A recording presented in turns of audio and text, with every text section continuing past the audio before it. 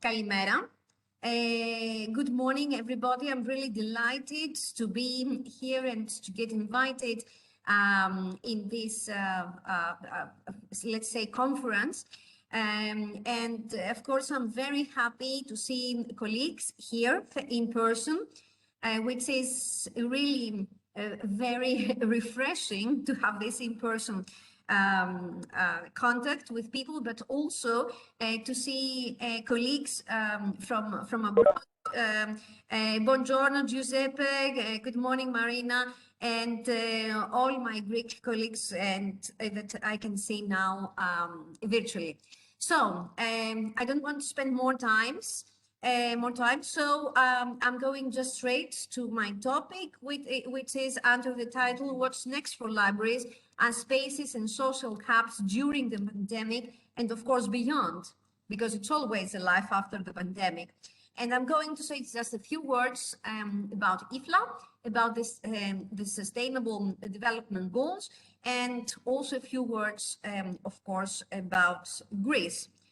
Well, we all know about the United Nations 2030 agenda. It was in this, in that legendary meeting on back to December 2015, when it was decided in the UN summit that libraries, they are in the agenda, and libraries and development is part of the UN agenda.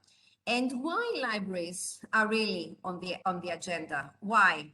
Because libraries are key institutions in order to achieve this kind of goals. And of course, over the last years, IFLA has been very actively involved in achieving this kind of goals through two main tools. Of course, advocacy, world advocacy, in order to provide inclusion to information, and universal literacy and access to information and communication technologies, what we really call as the ICT.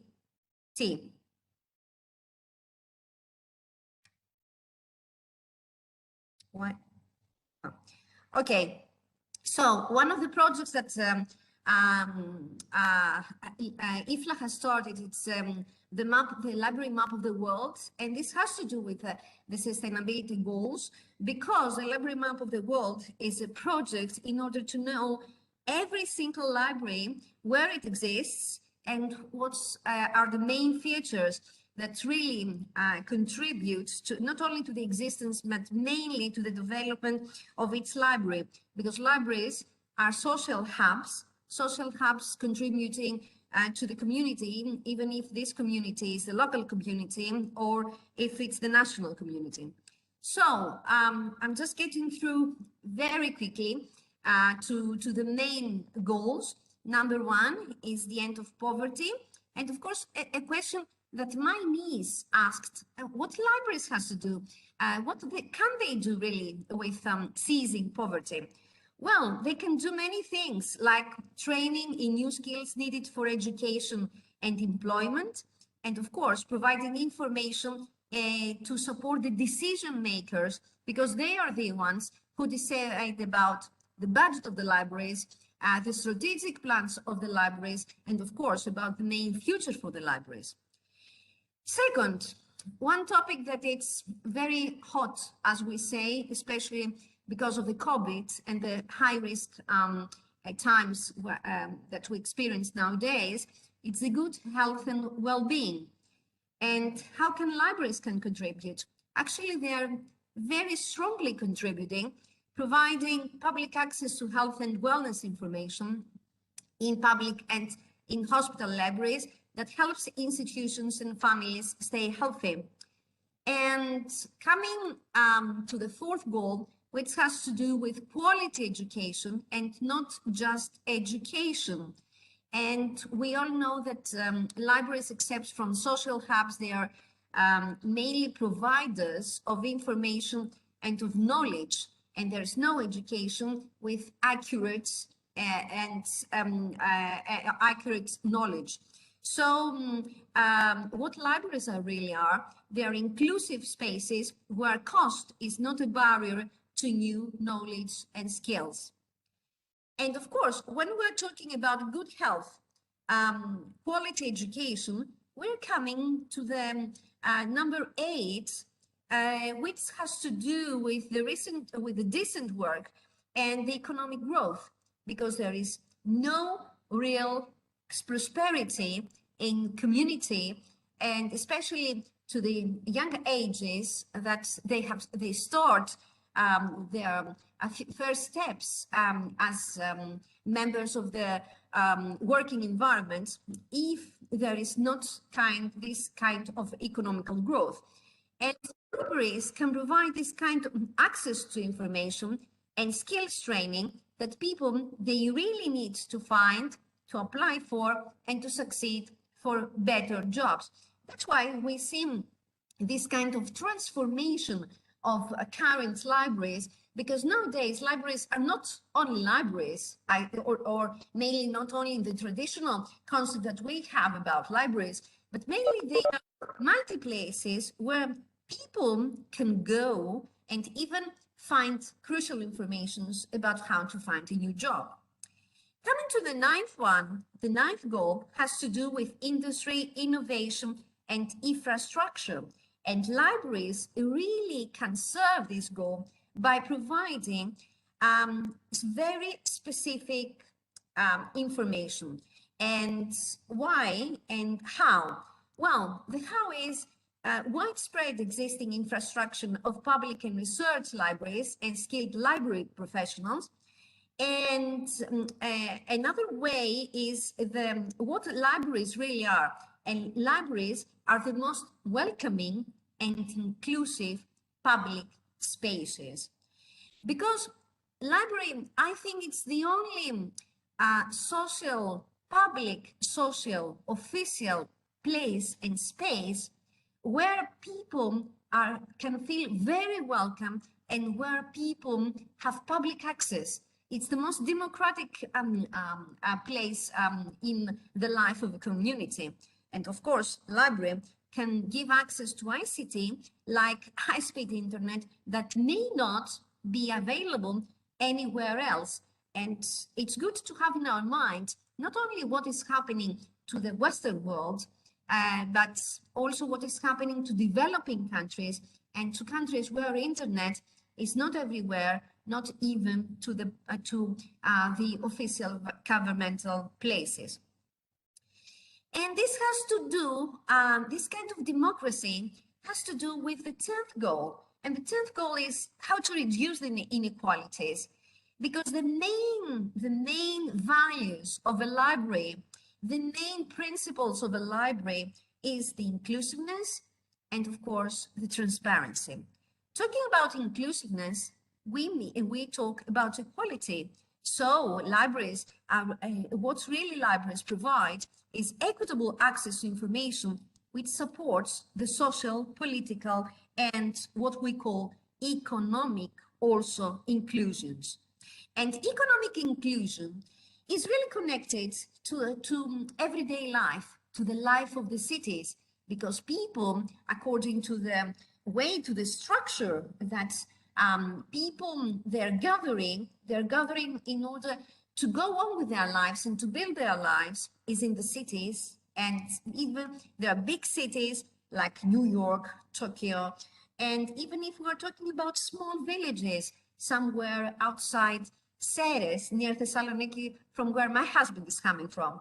So what really makes this kind of a city is that libraries is really trusted institutions devoted to promoting the cultural inclusion and understanding, and very important factor, especially in these times where big populations, big masses of populations, they are moving from one country to another due to immigration. And coming to the next 4 ones, I put them all in a group because they're interconnected. The hottest topic, maybe in nowadays, also including the pandemic, is really the climate change, or what we call the climate threat. So a threat means action, means a SWOT analysis of how to deal with this threat, how to face this kind of threat. And this has to do also with any kind of life in the planet, like life that has to do with water, with on land, and of course, of the way that the agricultural production it has been made all over the world. So we have to do with sustainability, and libraries can provide sustainable system of sharing and circulating materials that can reduce waste, also can provide historical records about the change, this kind of climate change and the land use. Also can provide research and data needed to inform the climate change policy and widespread access to information needed in order to guide the decision makers both in local and also in national field. And I'm coming to the 16th. Everybody all over the world, all people that they are dealing with the SDGs, they recognize that goal SDG 16 is the most important goal because it has to do with peace. And libraries really support this goal by providing public access to information about government, about civil society, and any other institution. Training in the skills needed to understand and use this information. And I'm going to repeat again and again the value and the principle of inclusion. As libraries, they are politically neutral spaces for people in order to meet and organize their lives. And coming to the end of these goals is, of course, a partnership. Because without partnership and without my favorite Greek word, synergy, nothing can be done. Because no real connection can be made. And global network of community-based institutions like libraries, culturally in institutions, museums, galleries, archives, they are primed to support local and development plans. So, IFLA, the last at least 6 years is working very hard on this kind of goals. And of course, IFLA, having it's our mind the big threat of the COVID-19 and how COVID has an impact to the implementation of these SDGs, has created in its website a specific link about COVID, and this link really gathers key resources for libraries in responding to coronavirus pandemic. And of course, it's in online connection with the World Health Organization, promoting online courses and also giving a global map alive 24/7. And what IFLA also doing is providing services remotely, like online story times, increasing the number of ebooks that people can borrowing, and giving the right examples where the best cases, as we say, from libraries all over the world, and how can libraries help people needing to apply for benefits or look for jobs, as I mentioned also in the SDGs, and putting existing activities online. And also because we are librarians, and librarians, they are full of fantasy and full of inspiration and full of innovation. So how we can invent new kinds of services. So IFLA has created a pool of good practices, as I mentioned, and I'm going just to get through very, how to say it with one word, some of them, like author on your screen, and this has to do with author seminars, virtual escape rooms, which I must tell you that they are very funny, poetry slams, online homework help and public debates, poetry therapy, because many people around the world, they really suffered from depression as a result of the COVID. And of course, how to promote historical records as the most accurate information pools to researchers from all over the world. And of course, IFLA is an International Federation of Libraries Association. So IFLA is in very close, good, and well-structured synergy with library associations.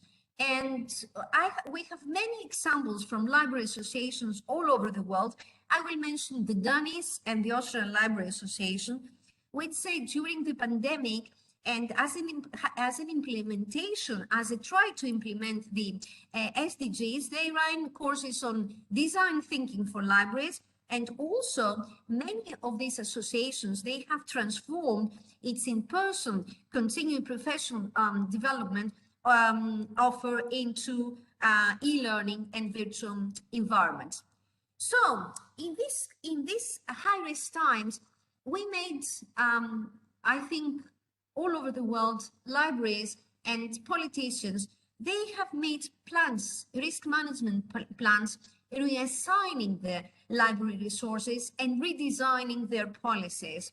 So what really libraries have been transformed is contact centers for people in isolations and providing key resources for people facing unemployment, as for example, the Indianapolis Public Library, or also I would like to mention the Toronto Public Library, where the director, a very close friend of mine, has designed in the city's annual Newcomers Day in order to make immigrants, refugees, and other new Torontonians feel very welcome.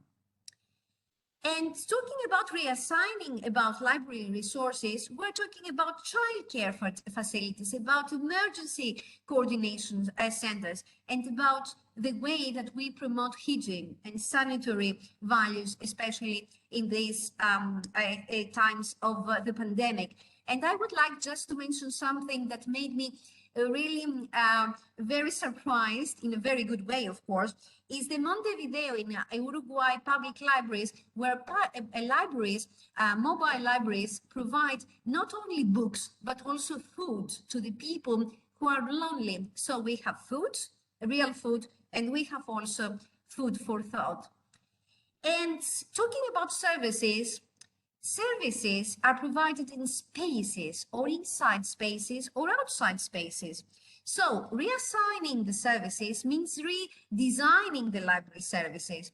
And our buildings, many libraries have redesigned their buildings in order to create more usable spaces for people, in order to give the opportunity not only to modify libraries, but in order to improve the libraries for future work, like outdoor areas, pick-up lockers, and walk-up or drive-through services points.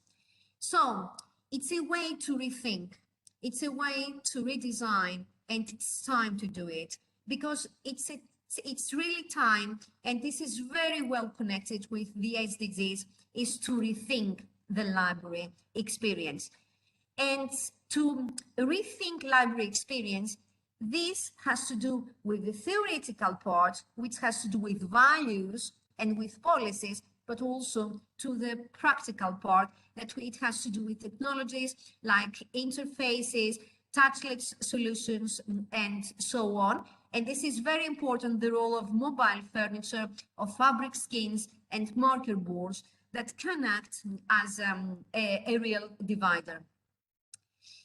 So we're talking about redesigning, reassigning, and of course repurposing. Because when you have a strategy, the first thing that you have to do is to have a purpose, and you have to adjust your purpose, especially in high-risk times, according to a management plan, to a risk management plan, like the one that we have in IFLA, in order the next generation of libraries focus more on communities and social services, and have greater flexibility, and really satisfy the need in order libraries to be and to become the places where people are really and feel really safe. Here are two links. The one is the link that we have in our website about COVID-19, and the other is from the library buildings, where you can see hundreds of examples about new libraries design. And finishing my presentation, I have to talk about the Greek libraries and what is needed about Greek libraries. Public libraries in Greece, we have very, very important examples. For example, we have a world-known library like the Varia Public Library, which was awarded with the Bill and Melinda Gates $1 million award. And this didn't happen by chance. And we have other libraries providing very important, very sophisticated, very high quality, and very innovative services. And this has to do with, actually, again, with values. We have to support the autonomy of the public values, of the public libraries. Public libraries, they don't need guards. Public libraries, they need autonomy. Public libraries, they need support, and they need free place and space in order to grow and in order to become more innovative, and so they can adapt to good examples. So it is a need for libraries, especially libraries in Greece, and myself as president also of the Greek libraries of the General Council for Libraries. I'm going to work with my dearest colleagues that consist the board, so that libraries can become stronger, libraries can become more visible, and libraries how to find ways to go to the users. Because from my point of view, it is especially very important that libraries have a user-centered mentality. Libraries are not the center of themselves. Libraries exist because we serve the users. So that's why libraries must have flexibility and respect to their differentiation. So special decisions have to be taken in order to shape our destiny, and let's take the best decisions for the future of our libraries and our communities in the post-COVID era. I'm really delighted that many representatives of public libraries, Greek public libraries, and of course, we have the honor to have with us Giuseppe and Marina from EBLIDA, the European Library Association umbrella. They are here today with us, and of course, with under the initiative of the Greek of the Association of the Greek Librarians and Information Scientists. So thank you very much for your attention. It was a pleasure to be here, and I wish to all of us, first of all, good health and big strength. Thank you. Thank you very much, Tonia, for your interesting presentation. I would suggest if there are questions or comments at the end of the session, in order to move quickly, because we are behind the program. So thank you very much, Tonia. And now I would like to invite Giuseppe Vitiello, the director of EBLIDA. Hello, Giuseppe, you are very welcome. Hello. Giuseppe Vitiello is the director of EBLIDA.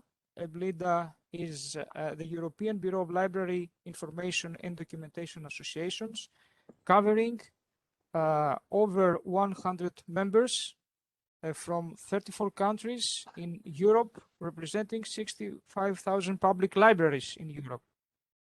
Giuseppe has served in Council of Europe and in NATO, if I'm not mistaken. But first of all, Giuseppe is a friend of Greek libraries. So, Giuseppe, it's an honor to having you with us here today. Now you are the presenter. You can share your content, your file, and the floor is yours. Thank you very much.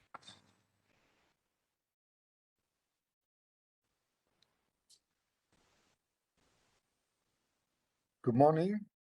Thank you very much for your invitation. It is a very great pleasure. It is an honor to also to be with you and also to speak right after Tonia Arahova, the president-elect of the IFLA Library of the International Federation of Library Associations, because we, and when I say we, this means EBLIDA and many other organizations all over the world, we are very grateful to IFLA for having introduced this important issue, sustainable development goals, in libraries, and for having shown to librarians all over the world how important this issue is for libraries, and how important it will be in the future.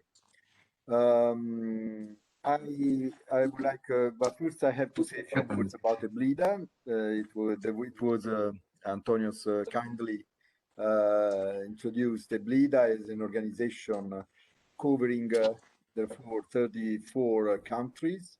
We have more than 120 members, and we focus on several activities. We are in a way, we consider ourselves as the community hub for libraries, striving towards an equitable, a democratic, and sustainable society. The EBLIDA is born in 1992, so we are going to celebrate next year our 30th anniversary. And at the beginning, I mean, EBLIDA was a club, if you wish, of in particular European library associations, and EBLIDA was very much focused on laws, on regulations, on legislation, and in particular European Union legislation. Actually, the reason why EBLIDA was born is because there was the first directive on lending rights, and EBLIDA has very much worked on lobbying and on introducing legislation favorable to libraries, on lobbying with the European Union for 30 years. But then, 2 years ago, we started to look things at in a different way. You may have noticed that you can sit in a train, you can sit facing the direction of the train and or the opposite direction. It is much easier, let's say, when you sit facing the direction of the train, you feel that you are following the trend. But if you look out of the window, you find everything very blurry and things that run over you. Whereas if you sit on the opposite direction, it may be something you can have a different perspective, and in fact, you see things in a global way. This is exactly what happened in EBLIDA 2 years ago, because we started to understand that this work, this legal work, which was and is very important for libraries, actually was not anymore a uniqueness of EBLIDA. Many other library organizations were working on copyright, for instance, and EBLIDA, together with many other organizations, lobbied towards the direct, and on the occasion of the approval of the directive of 2019 on copyright, so in the digital single market. So copyright had become, in a way, a transversal issue, and there was very clearly an identity issue for EBLIDA, and this is why we turned to sustainable development goals. This is the geographic composition of our members. In fact, now we have a good balance between North and South, East and West of Europe.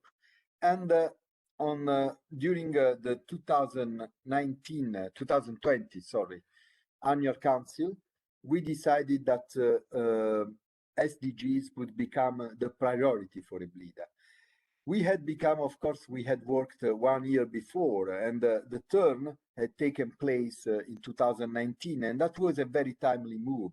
6 months later, the European Union, the European Commission, was totally reorienting its perspective, its objectives, and they were considering SDGs as its main issue.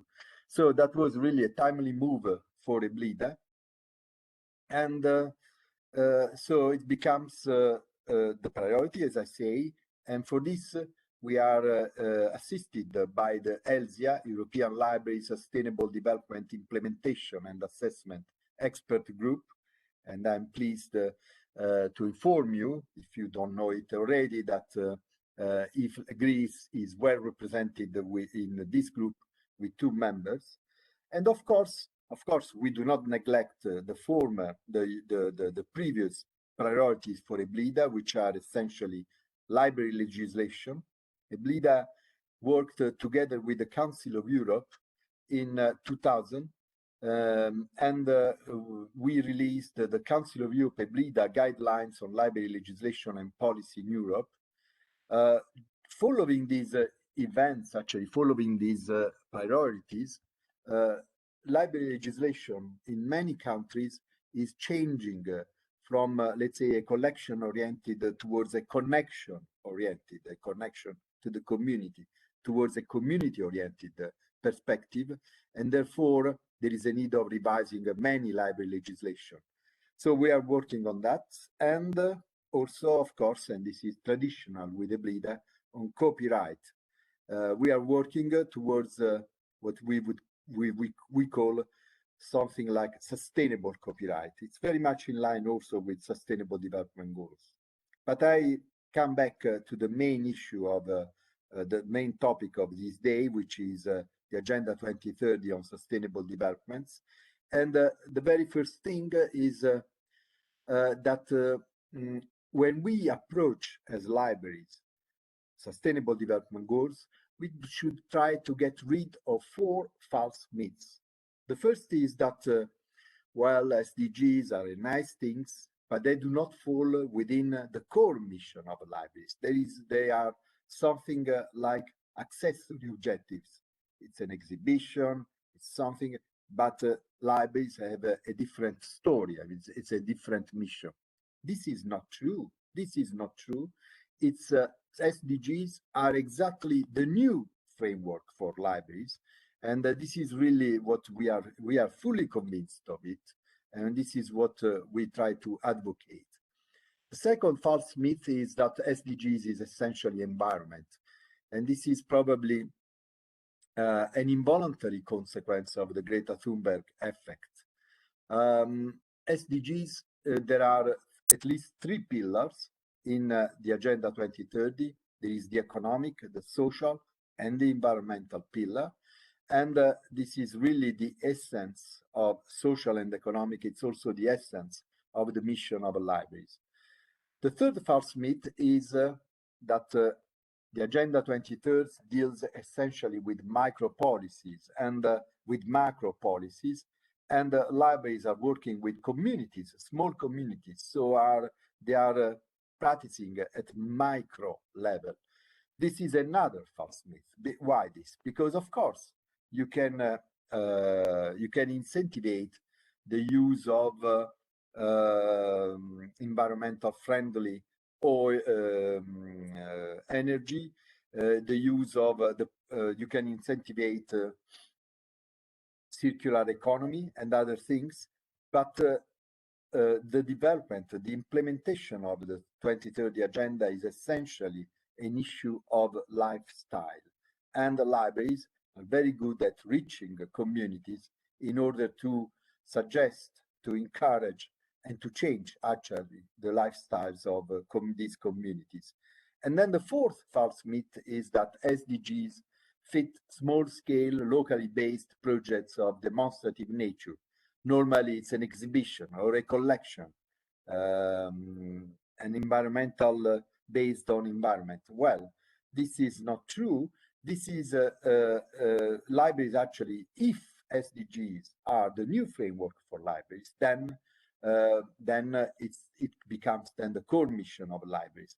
And especially in Europe, because in Europe there is a very distinctive approach. I say that with the new, in 2019, with the new commissioner, Ursula von der Leyen, there was a change of perspective in all programs of the European Commission, but also Europe claims to be, and this is an accurate claim, that it's the most advanced continent in the pursuit of SDGs. Whether it is true or not, this is another thing, but certainly in Europe, many of these SDGs have already been attained. And one of an evidence for that is when you go to indicators. You know that SDGs have 17 goals. They have 269 targets, 169 targets, sorry, and 232 indicators. Well, of these 232 indicators, actually in Europe, only 100 are really implemented or maintained.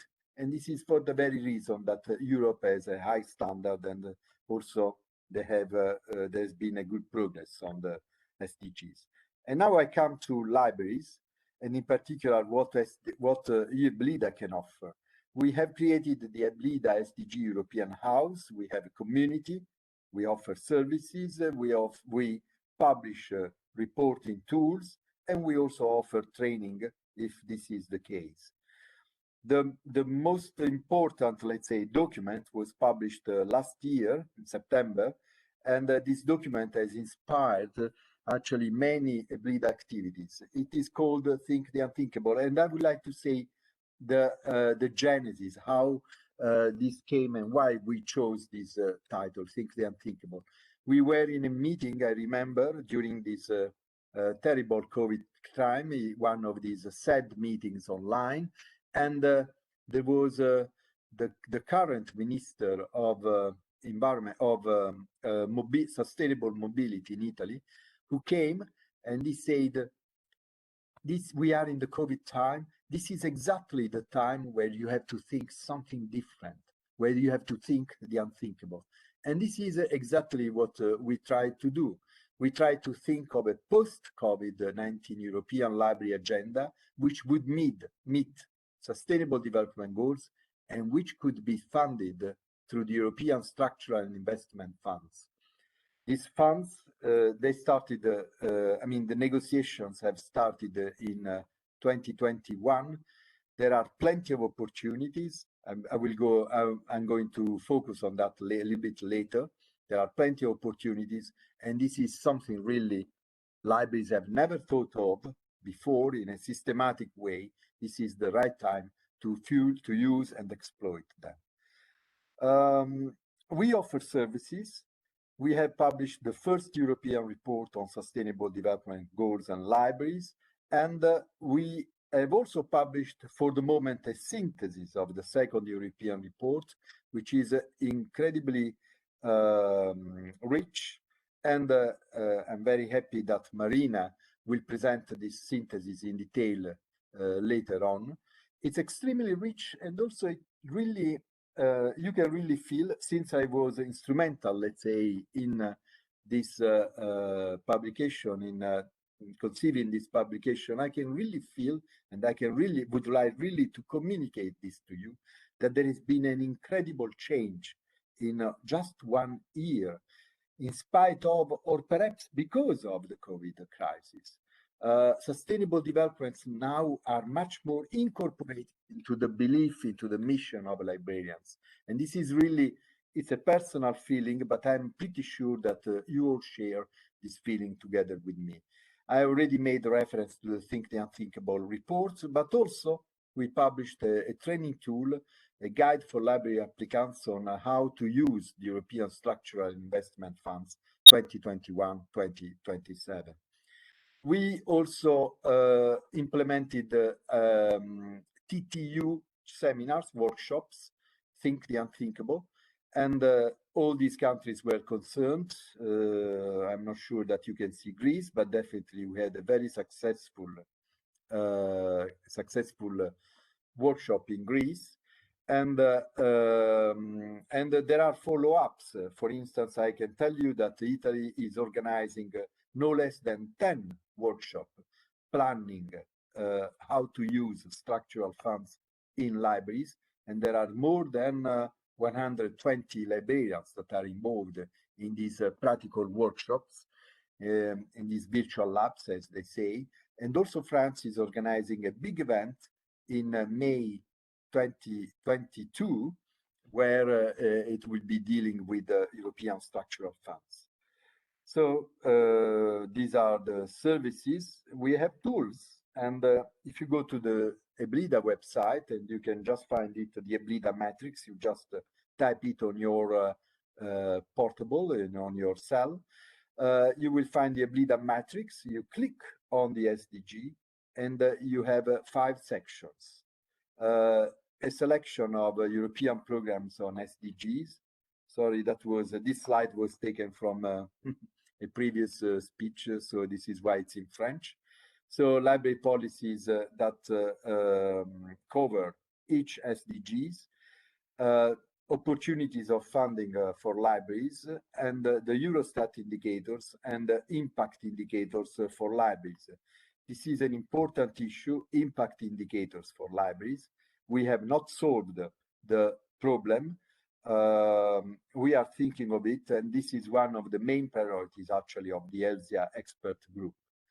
We also have the SDG KIC, which means Knowledge and Information Centers. So for all these countries, you will find out what is their national policies, what are their national projects. I mean, really a country profile for each of these countries. This will be updated in a couple of months in the aftermath of the second European report, because the second European report will be completed very soon with a set of country profiles and will be presented on 24th February during an important meeting organized by the French presidency of the European Union. I mentioned the training tool on how to use structural funds, a guide for library applicants. And I would like to say a few words why we selected structural funds. You know that EBLIDA, I mean, all libraries and all library associations too, they are promoting European programs. And of course, it's always about Horizon, very important program, but very difficult actually to file applications for the Horizon program. It's about the Erasmus, that's much easier because there are national agencies. But as I say, the unthinkable, that what was not thought yet was to select the structural funds. And we did it because in the structural funds, the research and development requirement is not essential as it is the case, for instance, in Horizon. And so there is room for small projects. We have seen projects of no more than 100,000 euro on 2 years, for instance, in France, but also for big projects. Just imagine that there are library systems which get through the European structural funds 1 or 2 million per year in order to fund their local library system. So it's it's rich, and what is also important is that it is administered at national level. This is very important because public libraries are normally small. They don't have the capacity to set up, these, even to get involved in these complex networks at European level. But they are implemented at national level, which means that very often the person to be contacted is not in Brussels, but the person to be contacted is probably your neighboring department. It's next door, next bureau, next office, and it's easy to be contacted then. Libraries then, the another reason is because libraries are strongly connected with local communities, and so are the structural funds. And as I said, they normally account for 1/3 of the whole EU budget. So it's really the richest opportunity you may grasp. This is the end of the presentation. I ended up with this appeal, to use the structural funds. I think that as an Italian, I have a lot of confidence, let's say, with the Mediterranean countries. And I do think that we can develop together a strategy to implement the Think the Unthinkable program, which is, as I said, a European post-COVID agenda meeting sustainable development goals through the possible use of structural funds. Thank you very much for your attention. Thank you, Giuseppe. Thank you very much for the interesting presentation. And I think that the Greek colleagues just listened to very, very important things. And I think that they will have plenty of questions for you and for EBLIDA. Thank you very much one more time. You are very welcome in this event. Thank you. And as I said in the beginning, if you have questions, please, at the end of the session, because we have to move quickly the next presentation. Thank you very much, Giuseppe. And now I would like to welcome Ioannis Trochopoulos. Ioannis Trochopoulos is the director of the Future Library, and he has served as the head of the Public Library of Area between 1990 until 2012. In 2010, the Library of Area was awarded the Access of Learning Prize by Bill and Melinda Gates Foundation. Ioannis Trochopoulos has also served as a general director of the Stavros Niarchos Cultural Center and as a coordinator of the Athens Book Capital in 2018. Yannis, you are very welcome.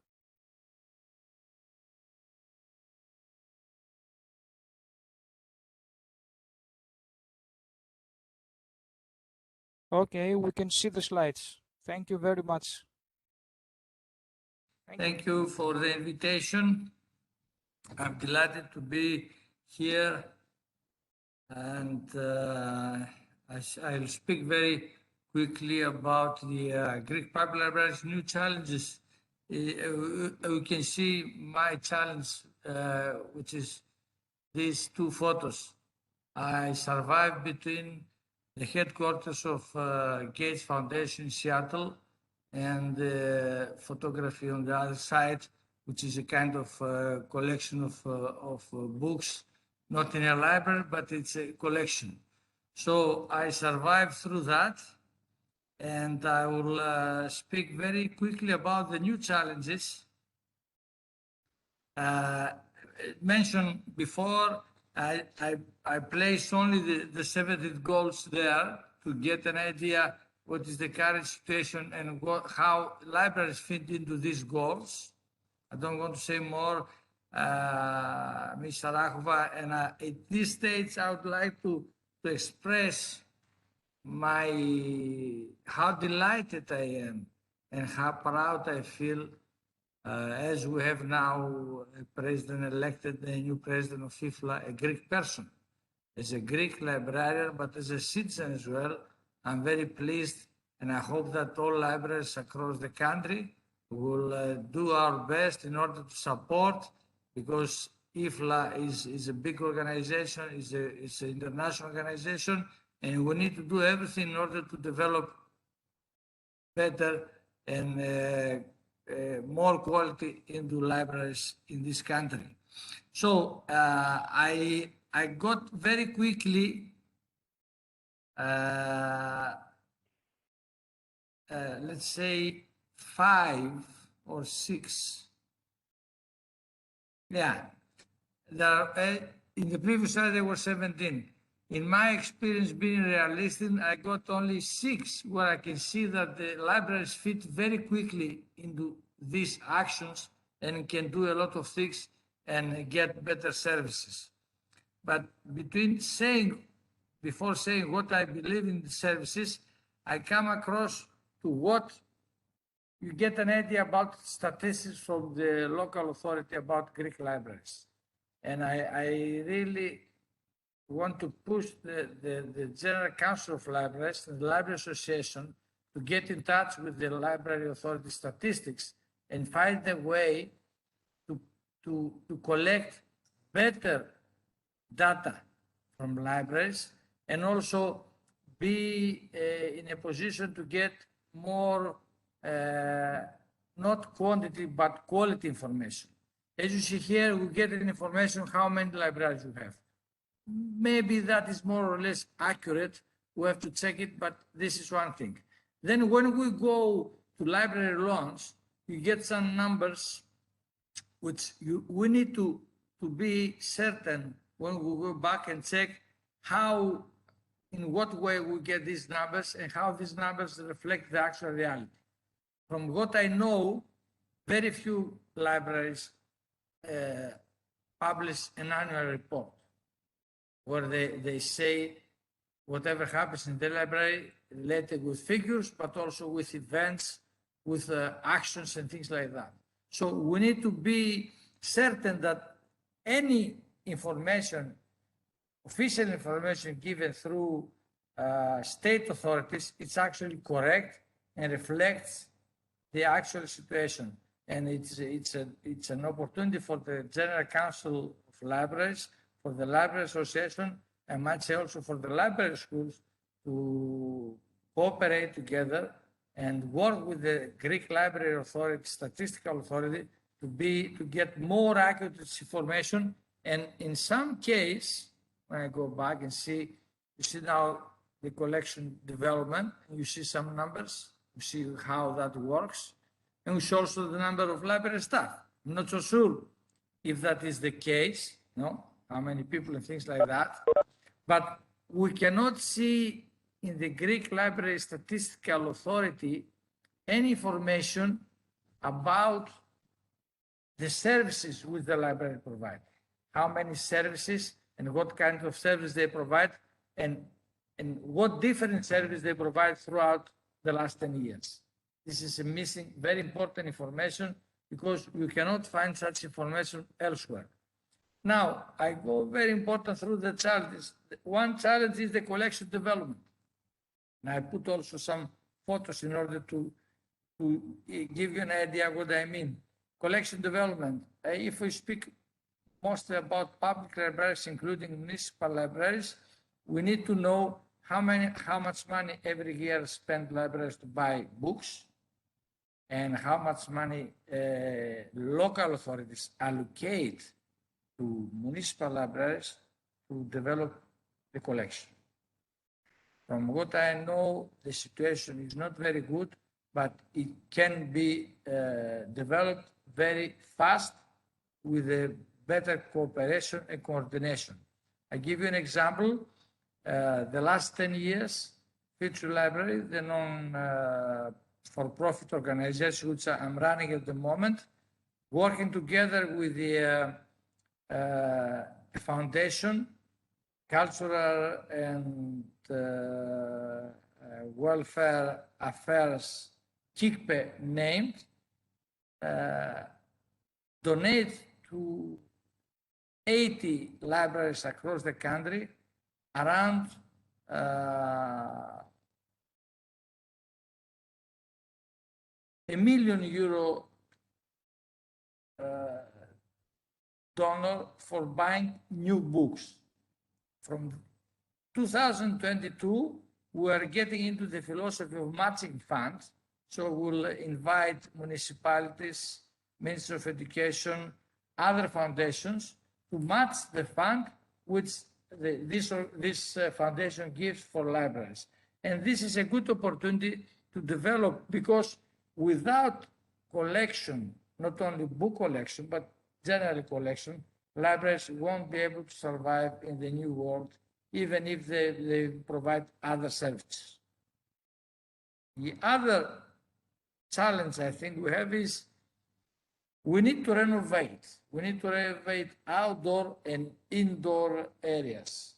Libraries need, especially in Greece, to have very more attractive design and better spaces in order to attract more people.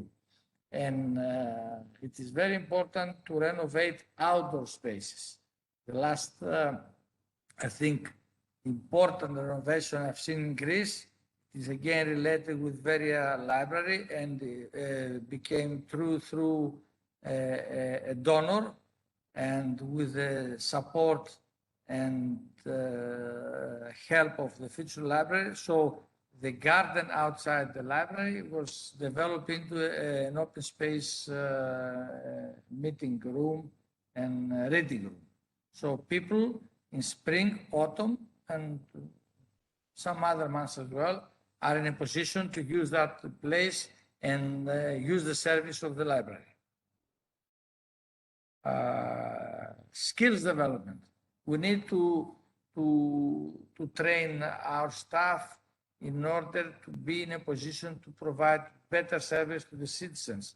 And in fact, we've seen now that there are a lot of things which librarians need and people who are non-professionals need to know in order to have more, to be more confident and to be in a position to help the citizens to go through this difficult situation, not only this difficult situation, but later on when during the post-COVID period, we'll be in a position to have better services.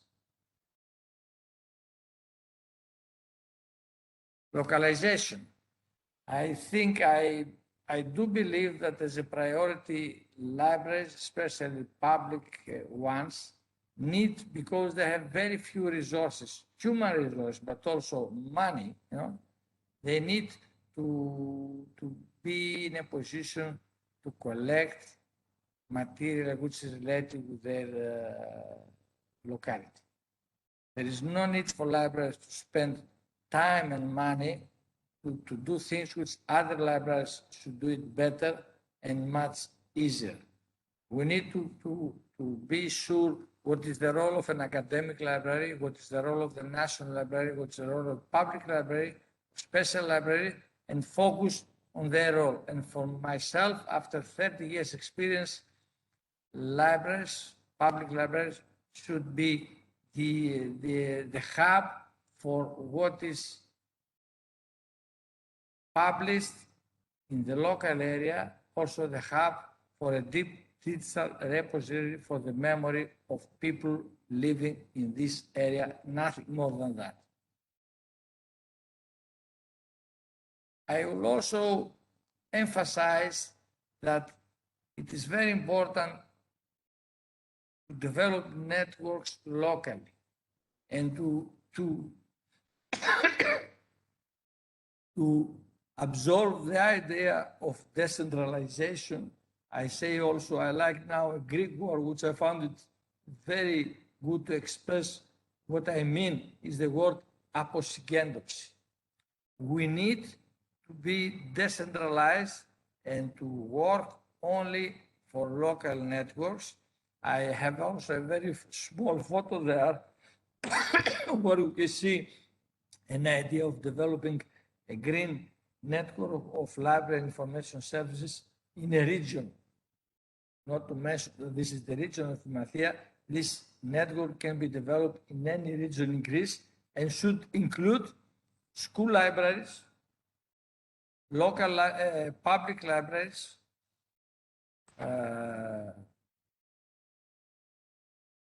academic libraries, probably, and this is very important because academic libraries has a very good access to electronic resources, and maybe libraries through a memorandum of cooperation and through some funds can have access to those resources through the hub of a university library.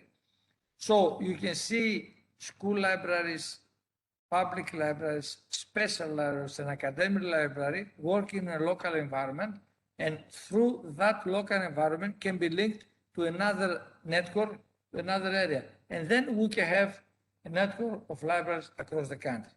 In my opinion, this is, although I'm not a magician, I think this is the only way to go through these difficulties and also to use the European funds in the coming next years. Music. Why now to speak about music? Because through the years, I realized when I was working in the library, in my presentation, when I put music, I'm supposed to also to listen to music. It doesn't work in this computer, but anyway, think of the music. How music transforms people. How musicians make our life easier even during difficult times. Because libraries in Greece, as among other problems, the biggest problem is that they don't have so many customers. It is not a tradition. And I realized throughout the years that the time where very library managed to get so many visitors and members, it was because we included always events with music in our program. So if you want to move fast into attracting a group of people and become center of the community, you should invite musicians, groups, play music, and organize outdoor and indoor events inside the library, because that will bring a lot of people there and will allow other people to come and be curious to say what kind of things the library offers. Because in order to be strong, we need to have more and better customers. This is music. And then it's fundraising and marketing. If you go around the world across not only libraries, but also museums, other galleries, organizations, you can always see a very good signing. So what you expect to see in the place you're visiting, which is lacking for many libraries in Greece. You can also see ways to ask people or to make people to have attention to that. The library, the museum need our help, need your help. So you see a box where people, they can contribute €5, €10, €20, because they know, they understand that this is part, they become part of this organization and they help to transform lives of the organization. And the rest is a kind of, which I used to see that long time ago in libraries in Europe and in US, where this community information, where you can have ways to bring attention to people, what happens in your community. So you bring in associations, all of the non-government organizations, part of your library. And this is very important, because if you see throughout the years, we cannot expect to raise awareness about the library if we cannot become the center of the community. This cannot happen without bringing more organizations into your premises, because libraries were and still are the most neutral organizations in the world. Everybody can go there for free. Everybody can learn things. Nobody will tell you why you come here and why you don't go elsewhere else. I want to bring your attention, final slide, into two books which were published very recently. One is the Fragile History of the Library, very nice book with a very excellent photo. And you can, if you come across, you can read a history of libraries, which comes till today. So get an idea how libraries were in the past and how developed throughout the years. This is very important. The second photo is not related with libraries, you can see, but I'm very proud because in last July, I was in a position with some friends to climb to Mount Olympus. So you can see a wonderful photo from there. And it's a great achievement for me. It was not related with my library business, but I feel that is a proper photo for the proper environment, because to be a librarian, to work in libraries or deal with libraries, it's a very risky business. So it was also very risky to climb to Mount Olympus.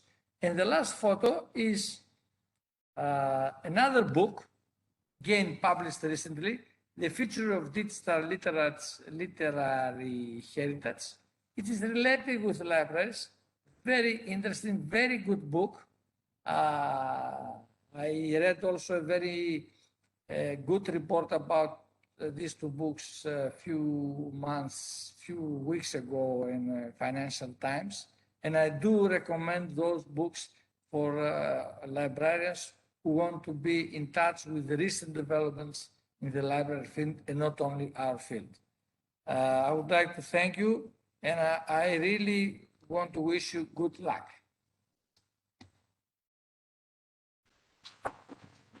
Thank you. Thank you very much, Yannis, for your presentation. I think that there's interesting things and beautiful ideas.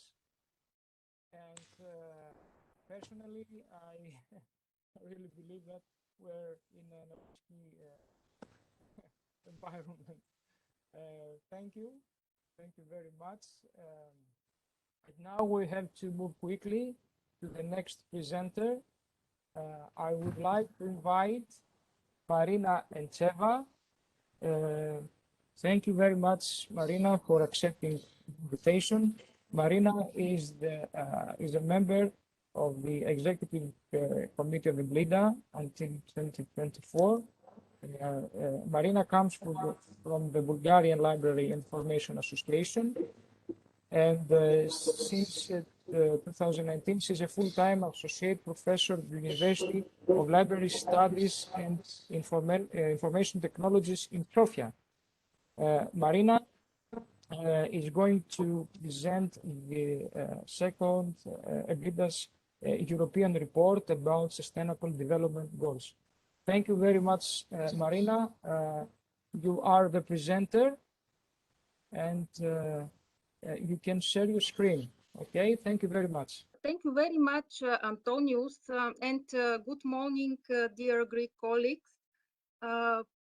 It's really a great pleasure and a great honor to be here with you on behalf of EBLIDA and on behalf of my association of librarians in Bulgaria. So this is really interesting event. I have heard so far interesting information, and I'm eager to hear also about the case studies by the Greek libraries. Thanks again for inviting me at this event in the framework of the International Book Fair in the Thessaloniki. The current presentation is dedicated to the synthesis of the second European report on sustainable development goals and libraries, which was finalized this month by the EBLIDA Secretariat in collaboration with the National Library of Latvia. In June 2021, the EBLIDA Secretariat sent out a survey addressed at library associations and at the community of EBLIDA experts who are promoting the 2030 Agenda for Sustainable Development.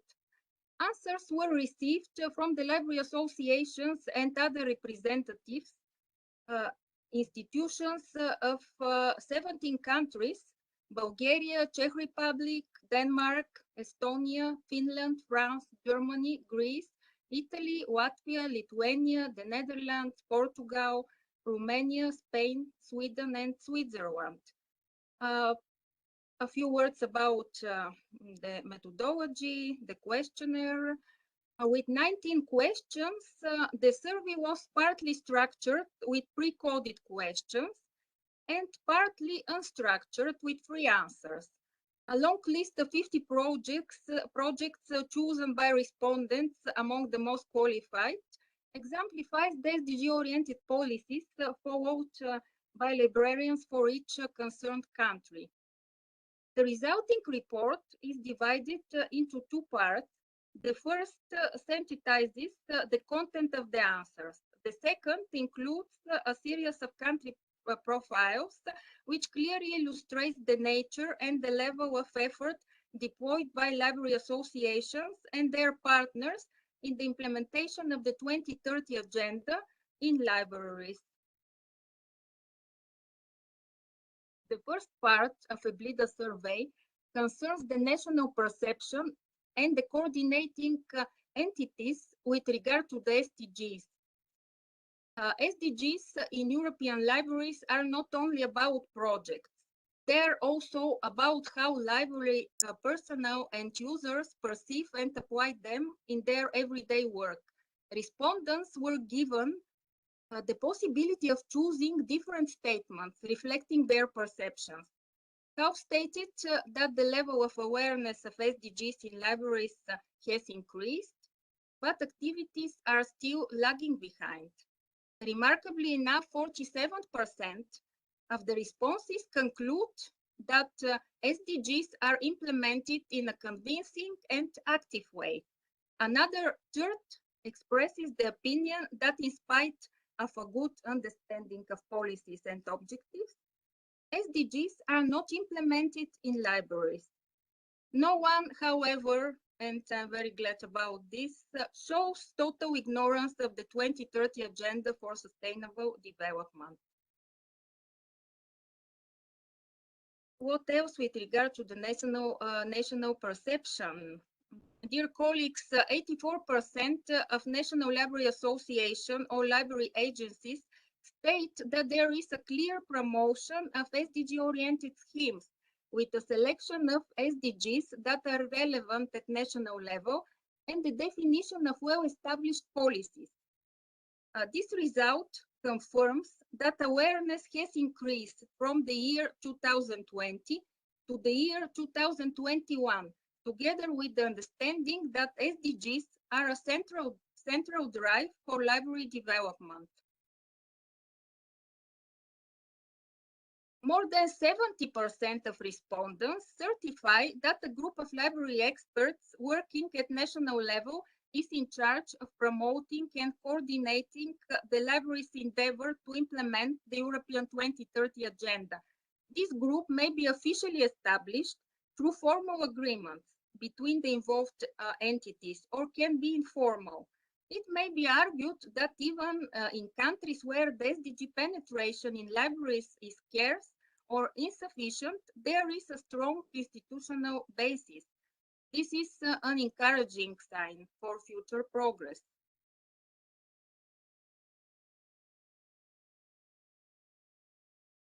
15 out of 17 SDGs are recognized as being relevant for ordinary library work. Not all of them, however, enjoy the same priority and are implemented with equal effort. Unsurprisingly, almost all respondents, 95%, selected SDG 4, quality education, as the pivotal SDG for libraries. Interestingly enough, SDG 11, sustainable cities and communities, and SDG 16, peace, justice, and strong institutions, are also strongly associated with library work, respectively 68% and 63% of the answers. Library heritage is core in SDG 11, whereas SDG 16, target 10, deals with access to information. SDG 17 is also strongly associated with library work, although this SDG is understood more in the sense of traditional library cooperation than recognition of the need for international partnership. 57% of responses.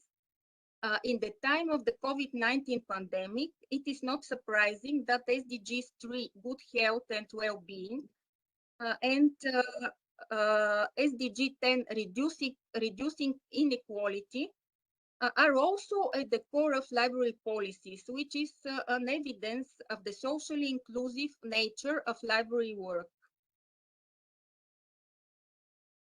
Another important aspect of the survey is the visibility at national level and the library advocacy with regard to SDGs. Concerning the question if libraries implement SDG projects as a result of well-coordinated policy, or they act in the wake of a spontaneous determination to support the SDG cause, the EBLIDA community is divided in half.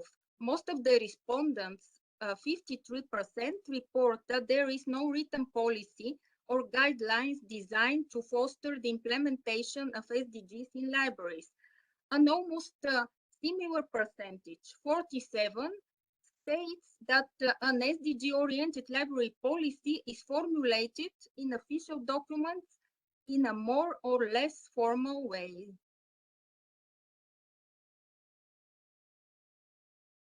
In some cases, official SDG-related documents established by national authorities mention libraries as agencies committed to the attainment of the Agenda 2030. Answers reporting about this institutionalization of library work, however, is not straightforward. 42% of the respondents are adamant in stating that libraries or library work is not mentioned in official SDG-focused documents produced out of libraries. But another 37% reports that libraries have found their own place in national SDG-focused documents. The high percentage of do not know answers, 21%, shows that a significant number of respondents is unaware of the SDGs administrative architecture set in place in their own country. So another interesting aspect of EBLIDA survey concerns the questions, how are SDG-oriented library projects funded? Support for SDG-oriented library project is part of the ordinary library budget in 53% of the cases, while 1/3 of respondents reports that SDGs are implemented by the means of additional library funding. Additional non-cultural funding for SDG-oriented library projects is provided by ministries, 79% of respondents, international organizations, European Commission, structural funds, etc., 58%, national or international foundations, 53%, local authorities, 53%, non-governmental organizations, 47%. In several cases, 21% SDG-oriented library projects are funded by commercial enterprises. In general, it can be said that the state or local cultural agencies are providing the bulk of funding, 37% of the responses. Nevertheless, other departments have started funding SDG-oriented library projects like the economic, 16%, social affairs, 11%, and educational departments, 5%.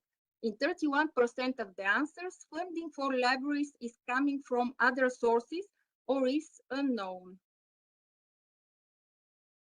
With regard to the international partnership and SDGs, the survey results show that almost half of the respondents, 47%, are unable to answer whether and to what extent SDG-oriented library projects benefit from international or European partnership. 37% indicate that library projects are not part of ordinary activities and do not benefit from international or European partnership. Only 16% of respondents acknowledge an EU grant for library projects. An investigation on the impact of EU programs in libraries is therefore strongly needed. Along the same line of thought, almost half respondents, 47%, indicate that some libraries have benefited from EU structural and investment funds in the past. The remaining 53% of answers state that such information is not known or that libraries have not benefited from EU structural and investment funds.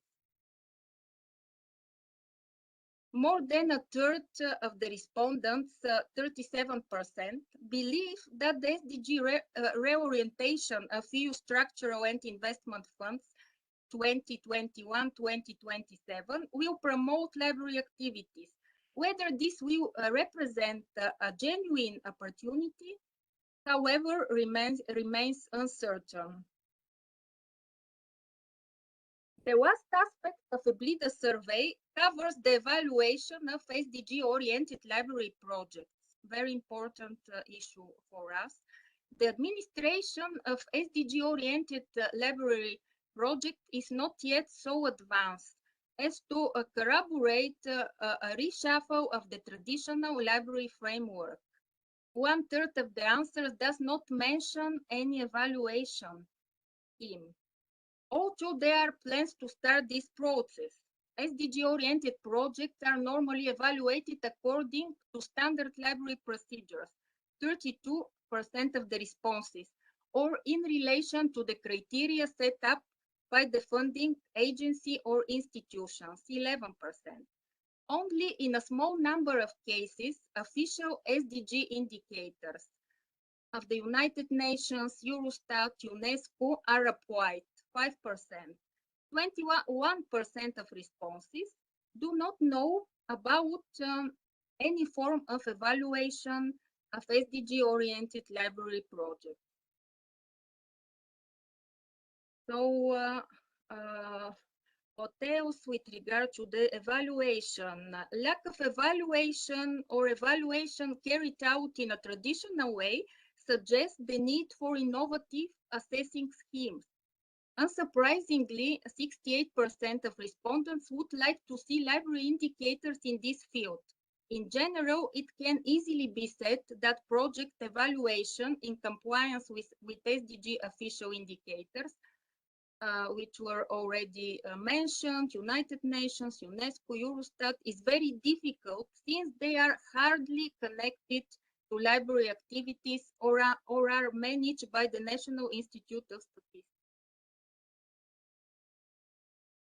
In all countries covered by the survey, library activities meeting SDGs are quite similar. What varies is the priority given to these activities. Respondents agree that the partnerships with civil society on projects regarding digital inclusion and digital citizenship is the objective of many projects, 84% of the responses. A good number also mentions debates on SDGs with citizens, 79%, and green library premises, energy saving infrastructure, waste management, SDG policy with staff, 63%. 58% of the responses consider that SDG-oriented projects should be centered on library collections, although only 37% of them consider library exhibitions the most suitable activity.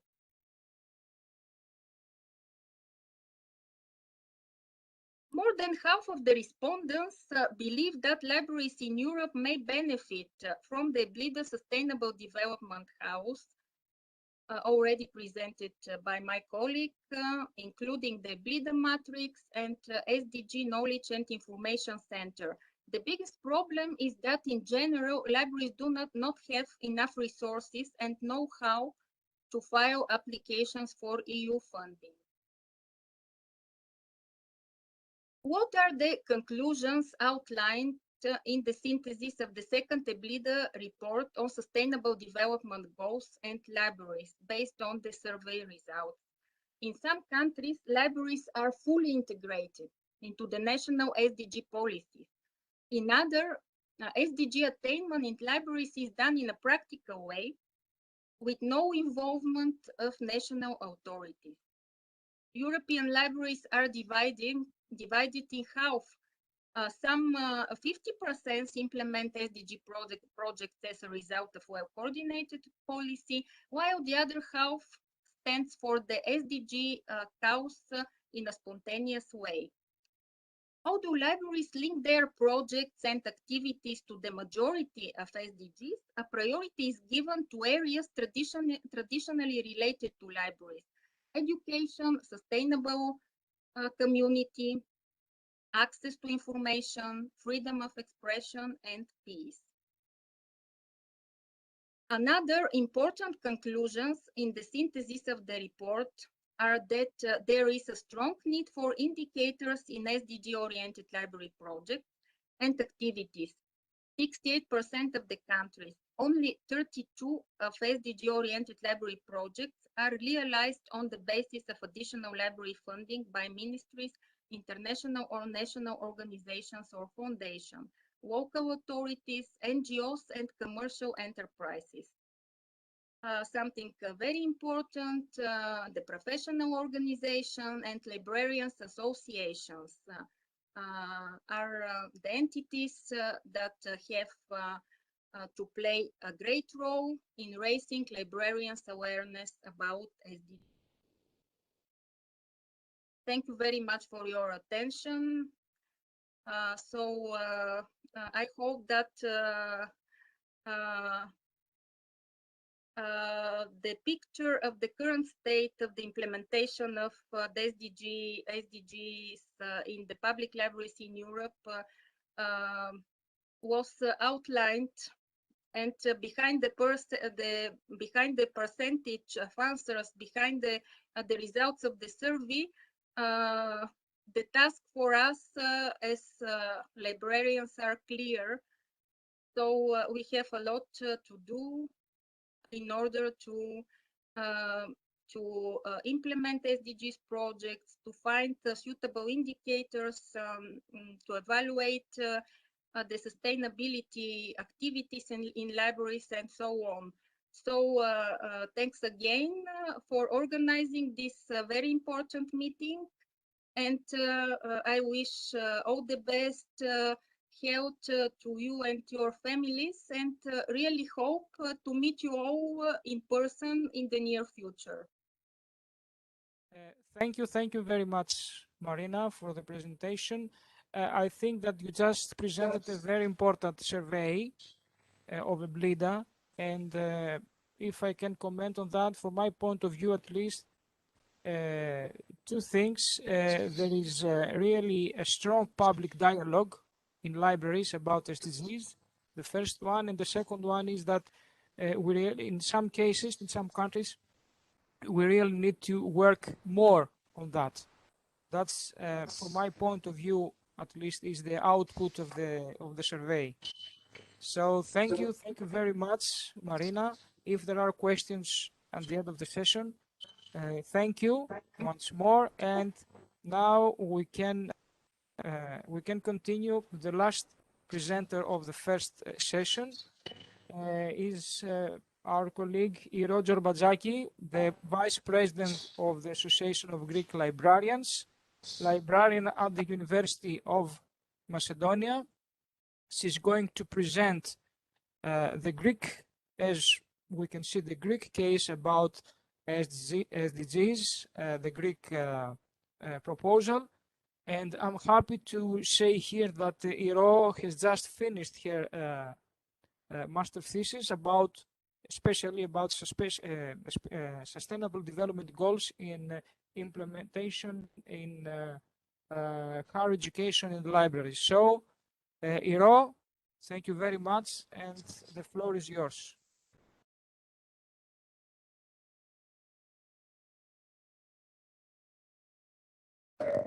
I would like to ask to the floor Mrs. Katsirikou, the president of our association.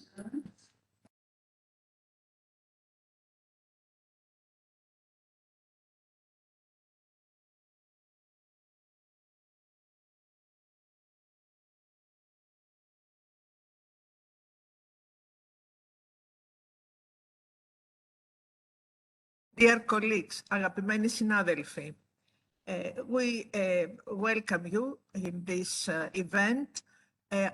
Please accept our apologies for the delay of the schedule. The 17 goals for people and for planet are the Sustainable Development Goals, which are universal, a universal call to action to end poverty, to protect the planet and improve the lives and prospects of everyone, everywhere. The 17 goals were adopted by all UN member states in 2015 as a part of the 2030 Agenda for Sustainable Development. The UN Secretary General called on all sectors of society to mobilize for a decade of action on 3 levels: global action to secure greater leadership, more resources and smarter solutions for the Sustainable Development Goals, local action embedding the needed transitions in the policies, budgets, institutions, and regulatory frameworks of governments, cities, and local authorities, and people action, including by youth, civil society, the media, the private sector, unions, academia, and other stakeholders to generate an unstoppable movement pushing for the required transformations. What can libraries do? The library is one of the few places where citizens of all ages, genders, religions, or races meet, is the main organization which serves these goals before the UN initiative. Libraries' mission embodies it, and librarians have proven extremely flexible and creative in their passion to continue serving the citizen. This had led to an enormous number of new forms of service. What happens now is the wider implementation. However, the questions remain: solidarity in society and individual freedom, equal opportunities, and digital inequality caused not only by the pandemic, our healthcare system and ethical issues and considerations, how we produce and consume. And this is a matter of investigation and rethinking, not only for the poor and medium class people, but the people from all the classes, social classes. I think that we know what we mean. We can't share the poverty between us, but between all the classes, the social classes of the society. Inequality between groups in society and between countries. The libraries are motivated to provide information on these issues as soon as possible, to organize activities and to initiate the debate. They play a vital role as a community hub, and they can be the places where people can get real, practical help during the tough economic times. Thank you.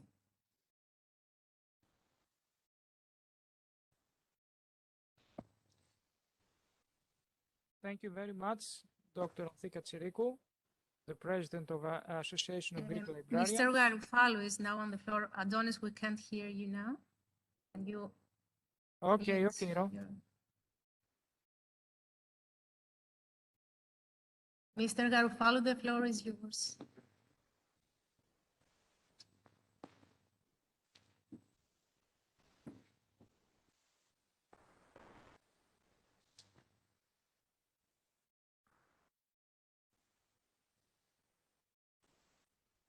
Ladies and gentlemen, good morning, and thank you for your presence in this special day.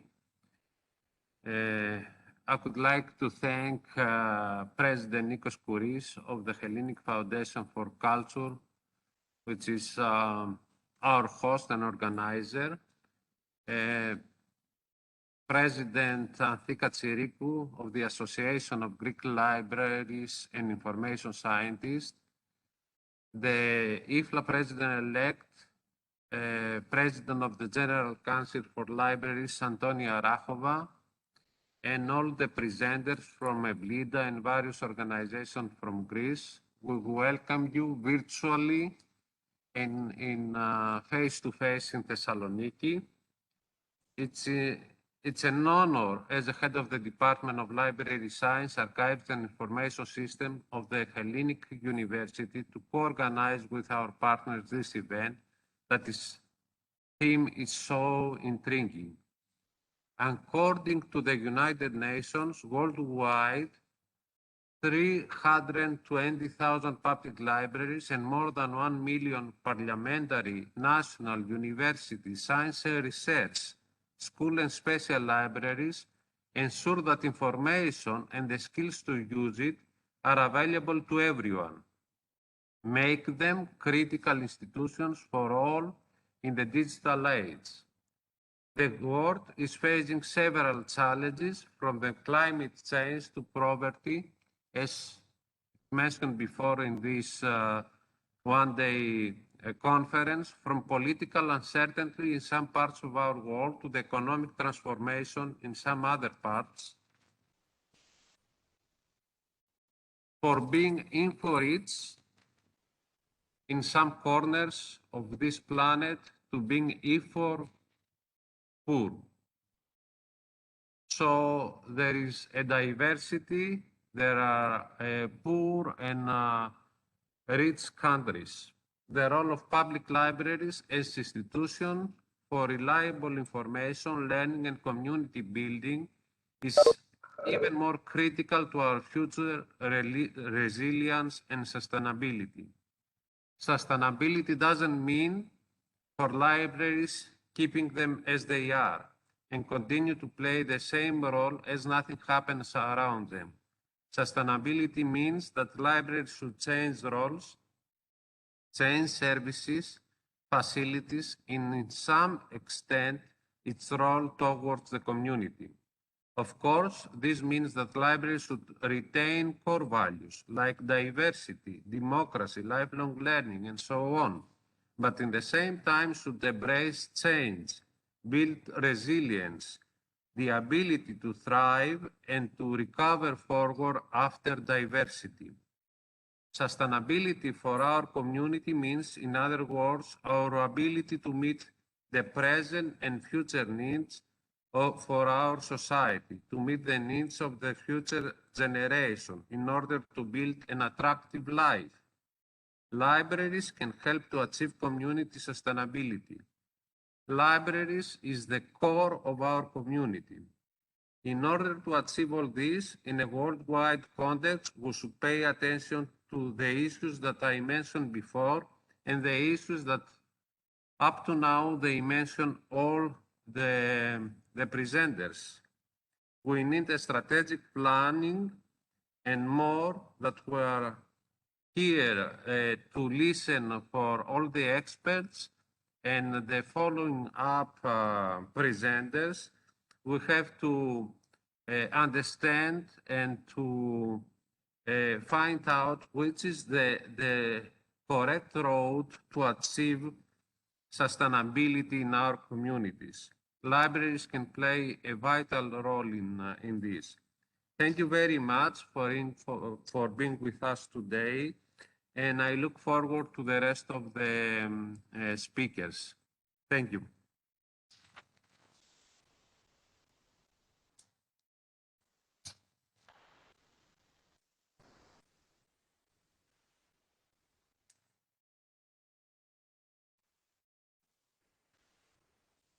Dear colleagues, it's a great honor to me in finding you here in International Book Fair.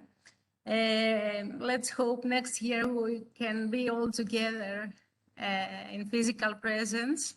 A city which has recognized by UNESCO on her gastronomy. So we need to give an appointment next year. I will shorten my presentation just to give the floor for the next presenters. Well, our association, since we were elected, we were studying about the Sustainable Development Goals, and we, as an association, recommend those 11 goals to our libraries, not only public, but in all kinds of libraries. We have started with 6 preparation meetings, and I would like to thank Mr. Vitiello because his guidance was precious to us. You know, we had to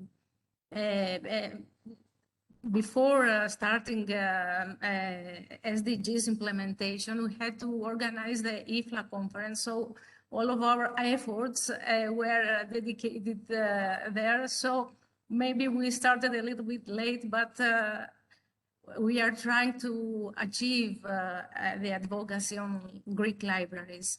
So we were brainstorming and exchange best practices. We have studied EBLIDA matrix and IFLA SDG stories.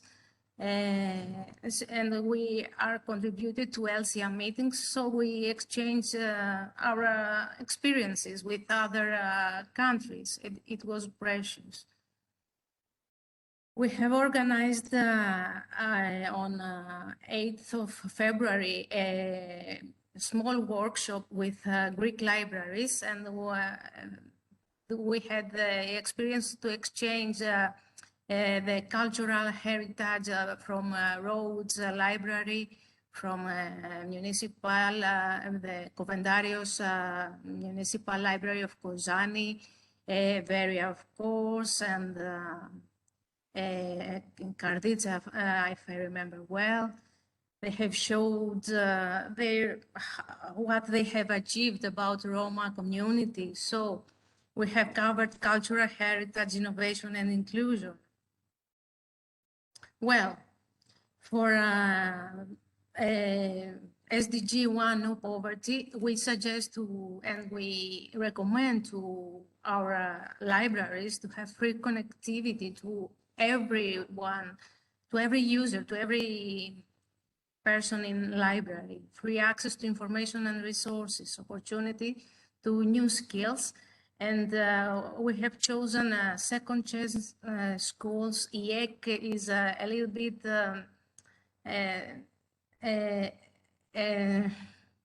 something higher education in Greece. Of course, the school libraries.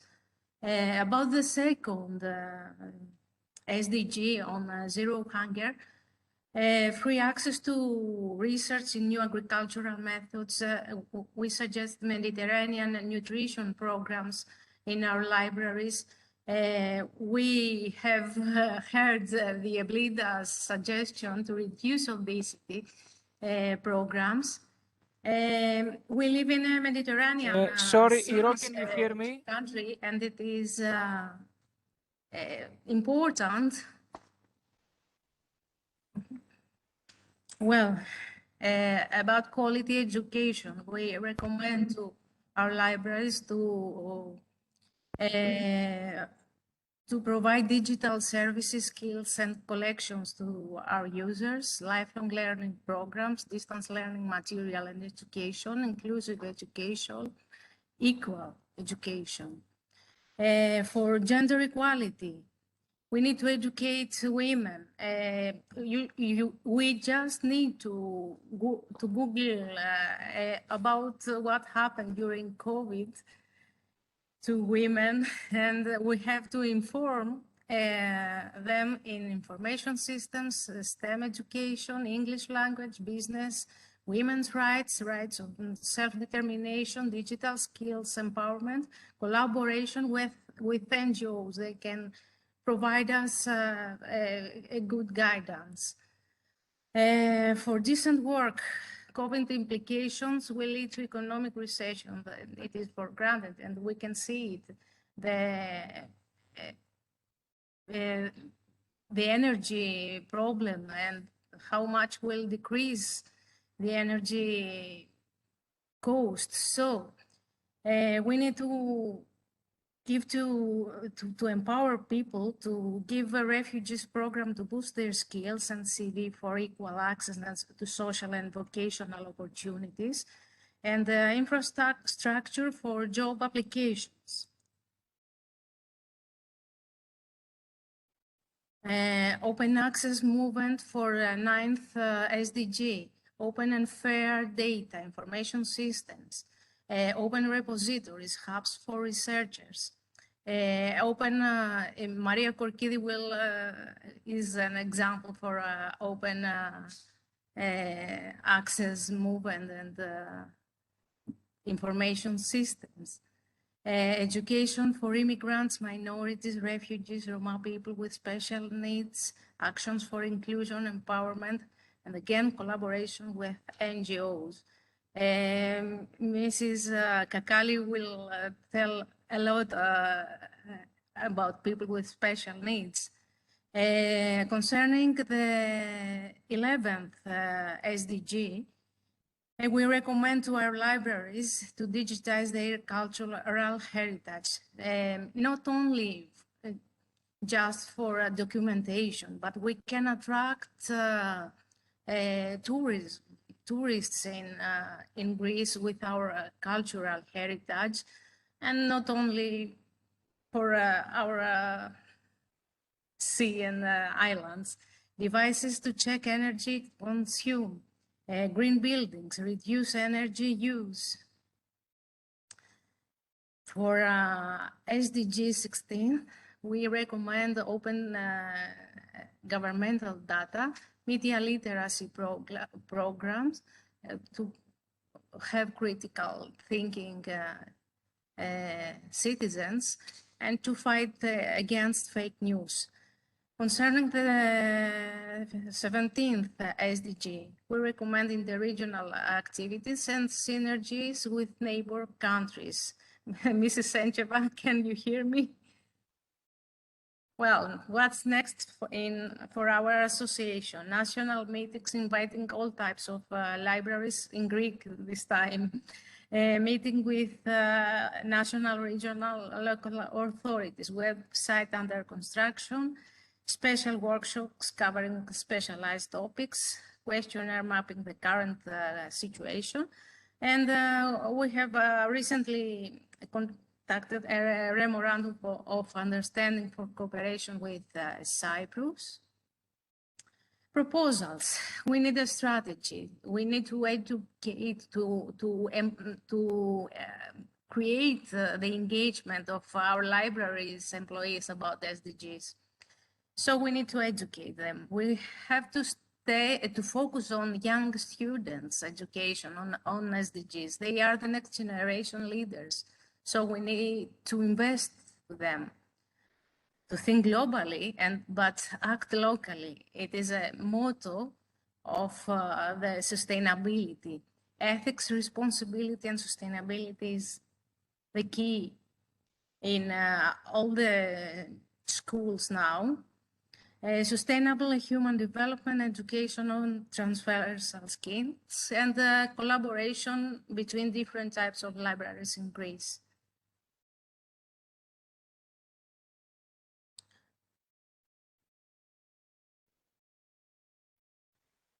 Well, we hope we will have a European book strategy, libraries strategy, archive, museum strategy, and Greek, of course.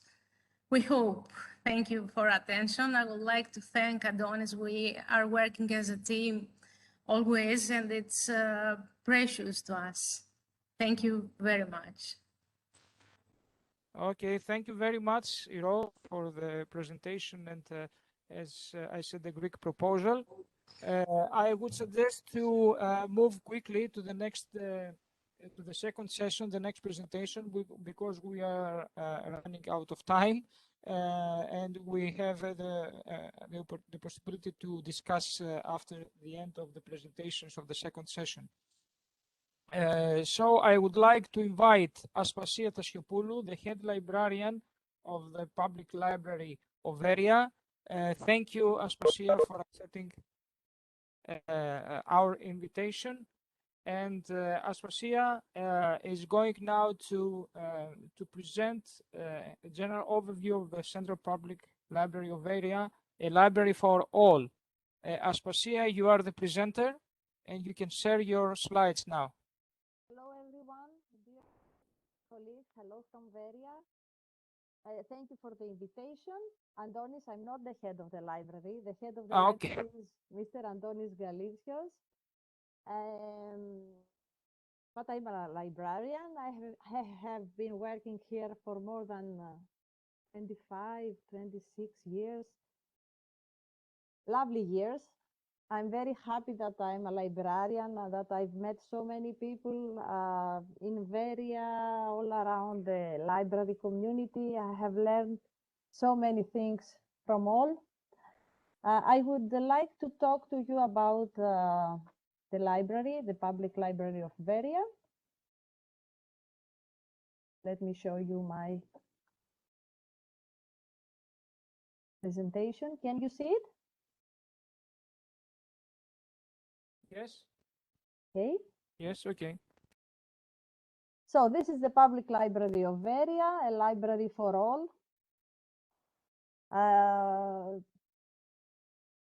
I will give you some information about the library. The library belongs to the Ministry of Education. The collection is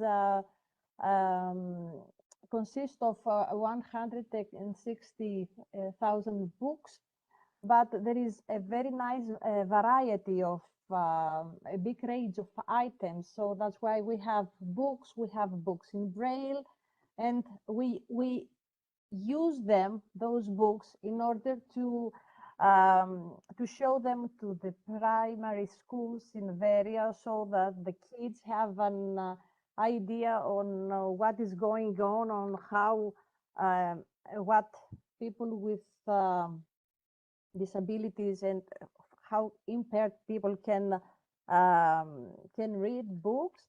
We have books, newspapers, but we have also a lot of gadgets, such as 3D pens, as you can see on my presentation, little bits, Arduino, Kindles, tablets, laptops. 2 years ago, things were different. Most of the gadgets were reference material, but during the pandemic, we decided to lend them out.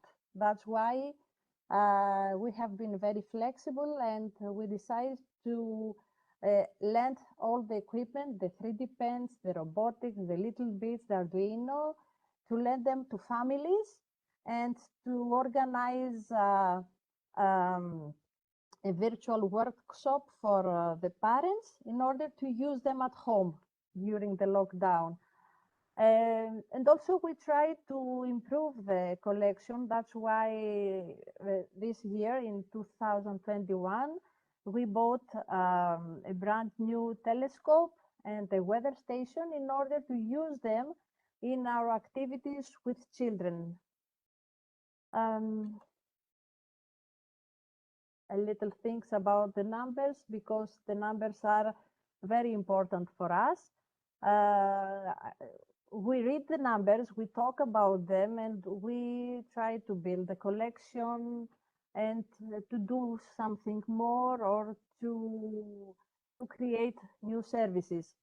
So as you can see, in my opinion, the biggest achievement of our library is the fact that during the lockdown, when everything was closed, we managed to lend out 10,000 books during the lockdown with the free of charge book delivery service. We managed to gain a sponsorship for the local supermarket and to deliver books at home for our users. That became very popular, and people really loved it, and they didn't miss their library that much. I would like to mention that this is very important, that various population is 43,000 citizens, and the biggest amount have a library card. As you can see, we have 35 registered numbers. As the president of IFLA, Mrs. Arahova, mentioned earlier, the biggest milestone of our library was the Access to Learning Award from the Bill and Melinda Gates Foundation. That happened in 2010, and that gave us the power, the strength to move forward and to create very nice and beautiful spaces and services to our library. Here you can see a few photos from Veria Library. It is a very nice, welcoming and flexible place, full of colors. We take very good care of that place. We love that place. And I feel very proud when I see students who study in university all around Greece, when they come to the library with their friends in order to show them the library. So the library is something, is a state of art for them. And they give a guided tour to their friends to the library. As you can see, we have long opening hours. Today is Saturday, the library is open. I'm at the library now, and I would like to show you the library around whenever you will be in Veria. Apart from books and apart from the basic classic services, we have a very long list of roles, a very big and long list of services we provide to our users. I will not mention all of them. The most popular are the activities for children, and most of them have very nice memories from our activities. In the center, you can see the brand new open air reading room, as Mr. Trochopoulos mentioned earlier. You can see our piano. We use our piano in order not only for concerts, but we allow high quality piano students to practice on that because it is a very nice and big piano. We have visitors only for the aquarium. We have a media lab. And last year, again, during the pandemic, we create our first podcasts. And the other photo is from Press Reader, where you can see a newspaper in Arabic. And we use those services to provide access to the refugees camp in Veria. According to the SDGs, I believe that we do many things, and I'm really very proud of that for me and for my colleagues. And I have to mention that we learned to do that for many years. Since the time when Yannis Trochopoulos was the head of the library, he used to tell us that we have to do everything for the public. We have to make a big effort in order to serve the unserved people. And I would like to thank him for that and for the things that he taught us so many years. Here you can see our mobile libraries. The mobile libraries, they don't travel only to isolated and rural visits, villages in the region of Imathia. But I'm very proud that for the last 3 years, they visit the psychiatric clinic of Veria, the refugees camps, local cafes, schools, and offering a big range of services to the citizens there. Another big chapter at the library history is the lifelong learning opportunities we provide to everyone. It was difficult for me to choose pictures for you. I choose those because very loving people I know for many years are on them. As you can see, we organize computer sessions not for everyone and for elderly people. And it is very nice to see when they come back to the library and they read the news on the computer and they connect with their children who live abroad from the library. And on the other side, you can see some other activities we organize about children. I believe that the amount is quite high, 300 educational activities per year for kids and 150 seminars for adults. You can see a beekeeper trying to introduce kids in the library to the honey production. On the next photo, you can see kids exploring the piano I mentioned earlier. And on the other photo, cooking in the library. Because we have a special place for cooking lessons in the library. Organizing programs for women and girls is very important for us. These two photos are from two workshops that took place this year. The Little Beach workshop took place at the open air reading room 2 months ago. It was a week full of games, full of fun with our young ladies. And the other, the Women's Craft Power, was organized by Veria Tech Lab, a 2 days online workshop about business and women.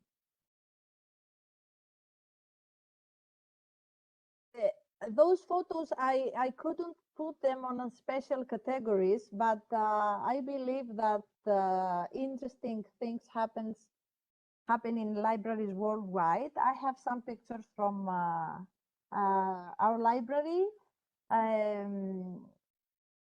I feel very satisfied and proud that almost all of the groups and the foundations and the organizations in Veria want to cooperate with us. We have a nice space, we have a kind and qualified staff, and we talk with them and we want to connect and to cooperate and help them. That's why you can see some events about Women's Day, when a school of hairdressers want to show their work at the library. VR glasses in the center of the European Parliament from the Veria Library. A group of Pontius dancing in the library. A group of other people who wanted to cut their hair in order to donate them to a special organization, and many more. In the near future, from October until December, we are running a creative and participatory workshop for children aged from 8 to 15 years old, for children with and without visual disability. This is very interesting, and we really enjoy it. I'm not going to tell you more. I would like to close my presentation with a note from Apostolis. Apostolis is a very frequent visitor at the library. He's a guy with special needs. He goes at the special needs school in Veria.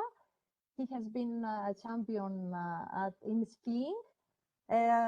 He missed the library a lot, so he asked a lady to write a note for him, which says, let's start again with all of my love, Apostolis. And at the end, you can see his handwriting, because Apostolis can't read and can't write.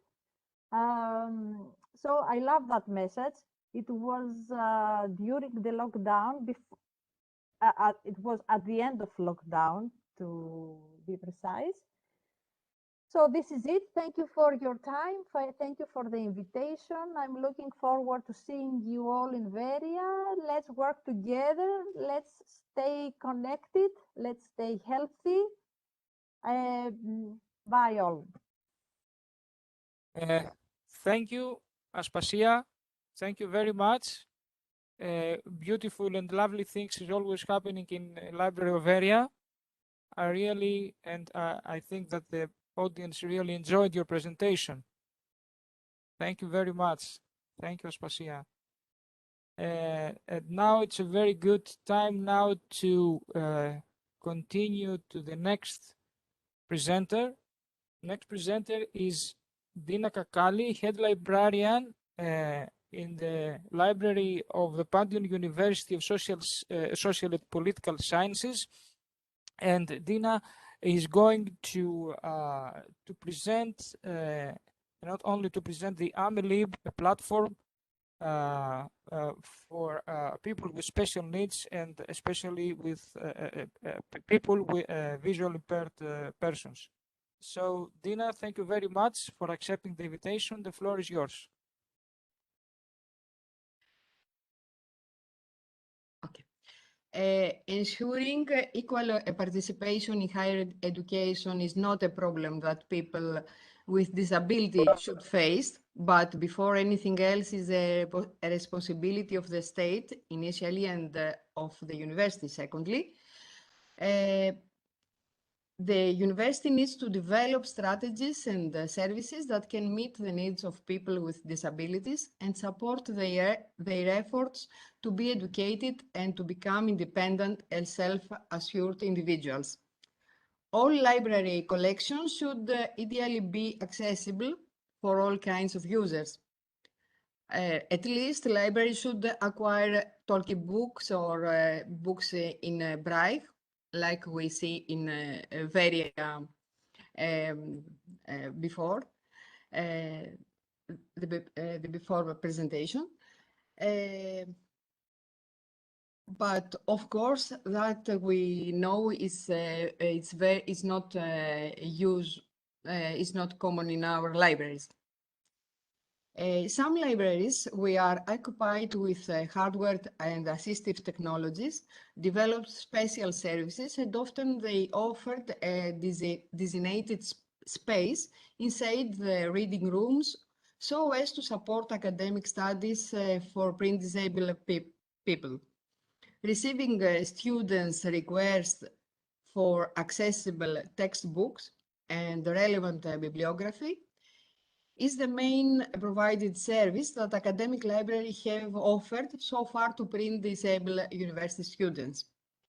To successfully handle this request and to circulate the born digital books, we needed to have a digital repository with different access levels and restrictions, and that is how AMELIB was designed and developed. AMELIB is a controlled access multimodal digital library that has been developed by Hellenic, the Greek Academic Libraries Consortium. It is a web-based service that provides accessible published works for authorized users who are subscribed to the service and informed about the copyright law. Our aspiration is AMELIB to become the national OPAC of accessible bibliography with the contribution of a significant number of academic libraries and of other non-profit organizations and other libraries, of course. The collection of AMELIB consists mainly of Greek academic textbook and open access publication that can be found in different formats. The collection is documented according to the International Descriptive Cataloging Standard, RDA, and the development of the web service is based on FRBR entity relations model. The Marrakech Treaty to facilitate access to published work for persons who are blind, visually impaired, or otherwise print disabled presents an unprecedented opportunity for access to printed works for blind and other print handicapped persons. Framed by our profession's commitment to literacy and equitable access, Greek academic libraries are well positioned to drive the work to overcome these diverse and intersectional barriers, and with a Marrakech Treaty in place, we are now able to provide a sustainable model or assistance in the face of the global book famine. Greece signed, implements the provision of Marrakesh Treaty and is specifying in the law 4672 in 2020, incorporating the European Directive.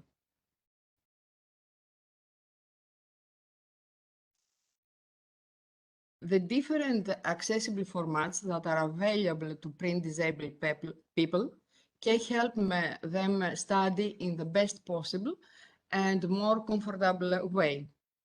Typically, examples of accessible formats include, of course, Braille, large print books in audio form. It's also include digital formats such as audio-only DAISY books, full-text DAISY books, EPUB 3 ebook formats with embedded accessibility features, and that is only formats that they include in AMELIB collection. Now, based on the new program agreement of Hellenic Academic Libraries, the Library Information Center of Antonia University and more is the accessibility unit that is called, acts as the coordinator of the further development of these services, and is also responsible for the maintenance and the development of AMELIB. But it's not only this unit. The cooperative network of accessible bibliography holders members share the accessible collection of textbooks, production guidelines, and the best practice. Each body prioritizes its own members' request, but entitled to reproduce accessible copies of copywriting works and qualified entities, especially academic libraries, members of Hellenic, and organizations that benefit printed disabled people in Greece and Cyprus. The production follows specific guidelines that have been developed for this purpose from the cooperative network in accordance with international standards.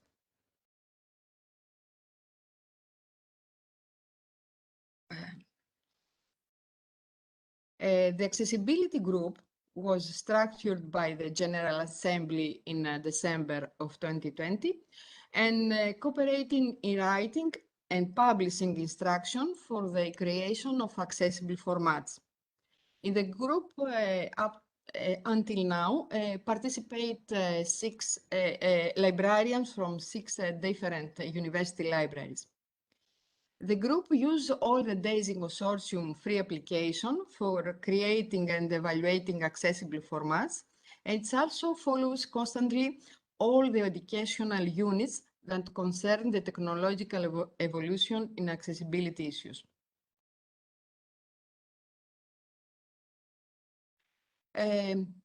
Which has the results until now of this collaboration. 18 academic libraries participate in the development of AMELIB. 2,300 titles of AMELIB books, which are also integrated in ABC catalog. We talk about this. Publication of common standards and instruction for conversion of books to accessible formats. Development of policies of our library services. Common policies, training seminars for librarians on the production of formats and accessibility tools. This year, by joining the Accessible Book Consortium, AMELIB has enriched its accessible digital book catalog with over 500,000 accessible formats in different languages and from different countries. It is a database under the WIPO, the International WIPO administration, which concern all the authorized users who search for accessible books. Being part of Accessible Book Consortium catalog, IMLIB is able to ask for accessible digital books from other organizations in order to enrich its collection, but also to distribute them to the print disabled persons. We must say that these are the first books in Greek language in the international catalog. Next month and on, we will be able to order books for our users who this way will have access to the catalog, and we will also be able to lend books for them. Our aim for the future is to provide the IMLIB users not only with the university text, but also with literary text, poetry, essays, theatrical plays, prose, etc. Since voluntary reading groups are formed and organized, which is very important factor that helps in a high degree the disabled students and develops the social cooperation and solidarity as well. And this is an affiche, it's a poster from EBLIDA. Libraries can find ways to work together to make them successful for particular difficult service. Their main problem, however, remains the understaffing. The librarians who will contribute to these services are missing for us. We know the way, but we must have power to do all this. Thank you very much. Thank you, Dina. Thank you very much for your presentation. I have to mention here that before IMLIB, students didn't have the opportunity to get access to books recommended by their professors. And then now students with special needs can have access to books. And as Dina said, the IMLIB have planned in the future activities on that. So it's a very good, this is an extremely important initiative for students with special needs. So thank you very much, Dina, for your presentation. Thank you. And I think that in the discussion will follow, we have questions on that and comments. So we can continue now with the next presentation. It's a video presentation from the Municipal Library of Chania. Unfortunately, they could not attend, but they sent a very beautiful video. So, Iro, if you can upload the video. It's a 7 minutes video. Thank you.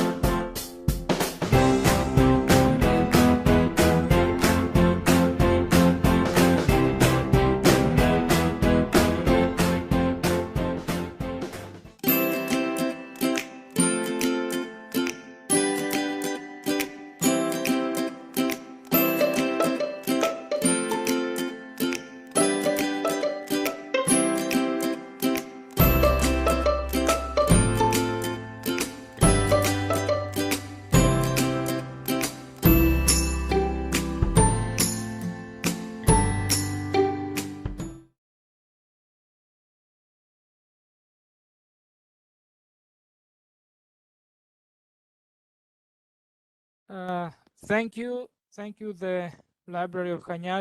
It was a very beautiful video, don't you think?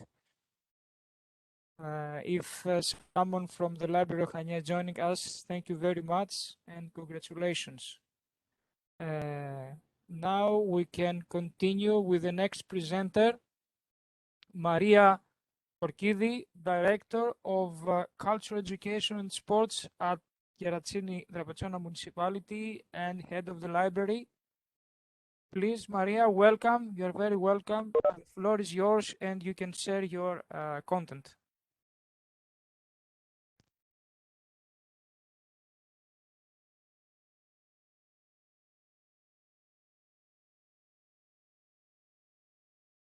Can you hear me? Yes, yes. Okay. Okay. Good evening, everyone. I'm Maria Koukis, Director of Culture, Sports and Education in the Municipality of Katsirikou Drapetsona. And you can see the whole presentation? Yes, we can see. Okay. Yeah. And I'm Maria Koukis, Director of Culture, Sports and Education in the Municipality of Katsirikou Drapetsona, and with me is Emmanouel, Head Librarian of our municipal libraries.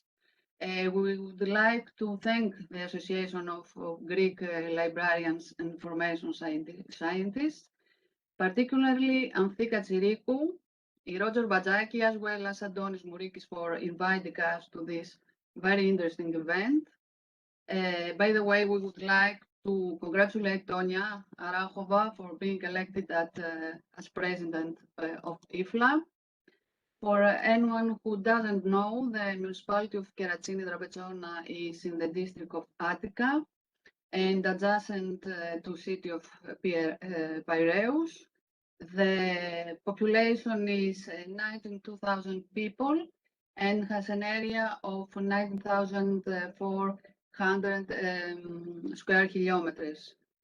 Our municipality has 3 libraries: the Central Library of Katsirikou, the Library of Drapetsona, and the branch of Eugenia, as we try to cover the large area of our city. In our libraries, we try to make the public feel at home. We have created places which are appealing and friendly, having a positive impact on the people, as you can see in the slides. Considering that a child who reads will become an adult who thinks, in our libraries there are programs to develop the love for reading in collaboration with the teachers. In the past years, we have been running the program Literacy Suitcases, in which, with the teachers' assistance, appropriately selected books travel to primary schools and kindergartens. In the past years, our libraries have participated in the summer campaigns for reading and creativity, which start when schools break up and continue in the summer period in collaboration with the National Library of Greece. Very active is also the reading club of the Library of Drapetsona, which addresses an adult public.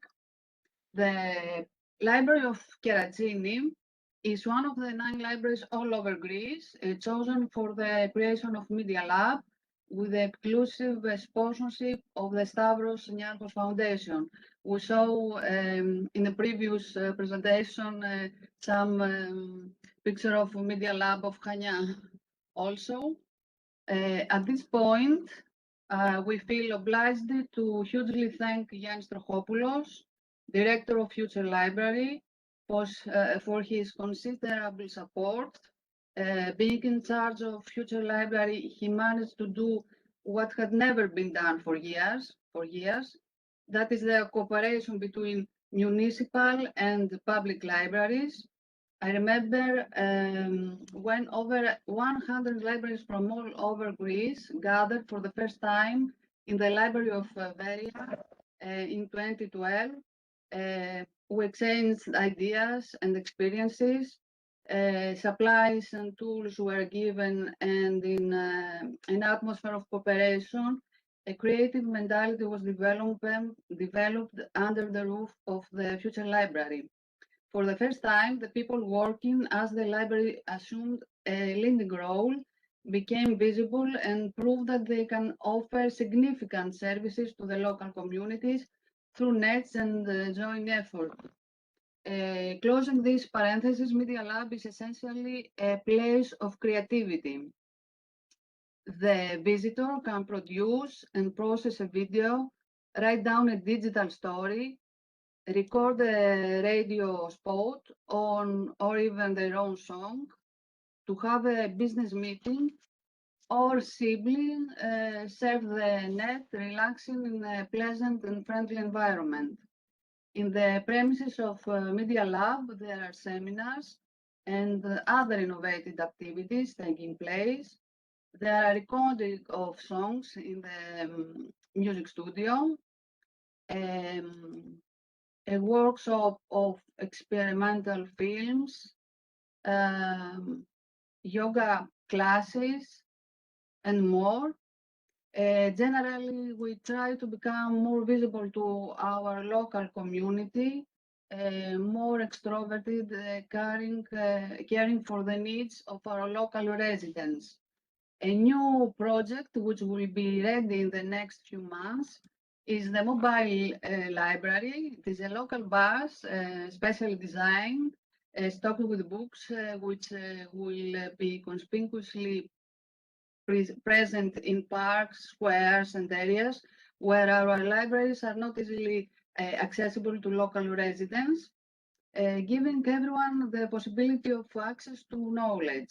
Our head librarian, Emmanouel, who happens to be particularly active, will not only be responsible for the whole operation of the mobile library, but he will also drive it. We have to mention that for a long time now, our libraries have been delivering books to the members of our lending departments who did not have access, mostly seniors, or to individuals with mobility problems, thus ensuring even opportunity for everyone to approach knowledge. Nowadays, libraries are changing on an international level, becoming more alive, louder, and more vibrant. They change roles as well as their users' lives, providing new services. Their images has changed. They are no longer places full of dusty books where there is complete silence. Libraries are not only about books. Modern libraries do not create only collections, but they also provide services free for everyone. Libraries abroad have been recognized as of vital importance, contributing to health and welfare. They are places where there are innovative programs taking place, whose primary role is to develop activities based on mobility and sports, and to support issues regarding public health and the improvement of quality of citizens' lives. Besides, the results from experimental studies show that even mild exercise can have huge benefits for health. The program Let's Move in Libraries in America, for example, started when Michelle Obama launched this pioneering course of action as a national campaign to fight the epidemic of obesity in America.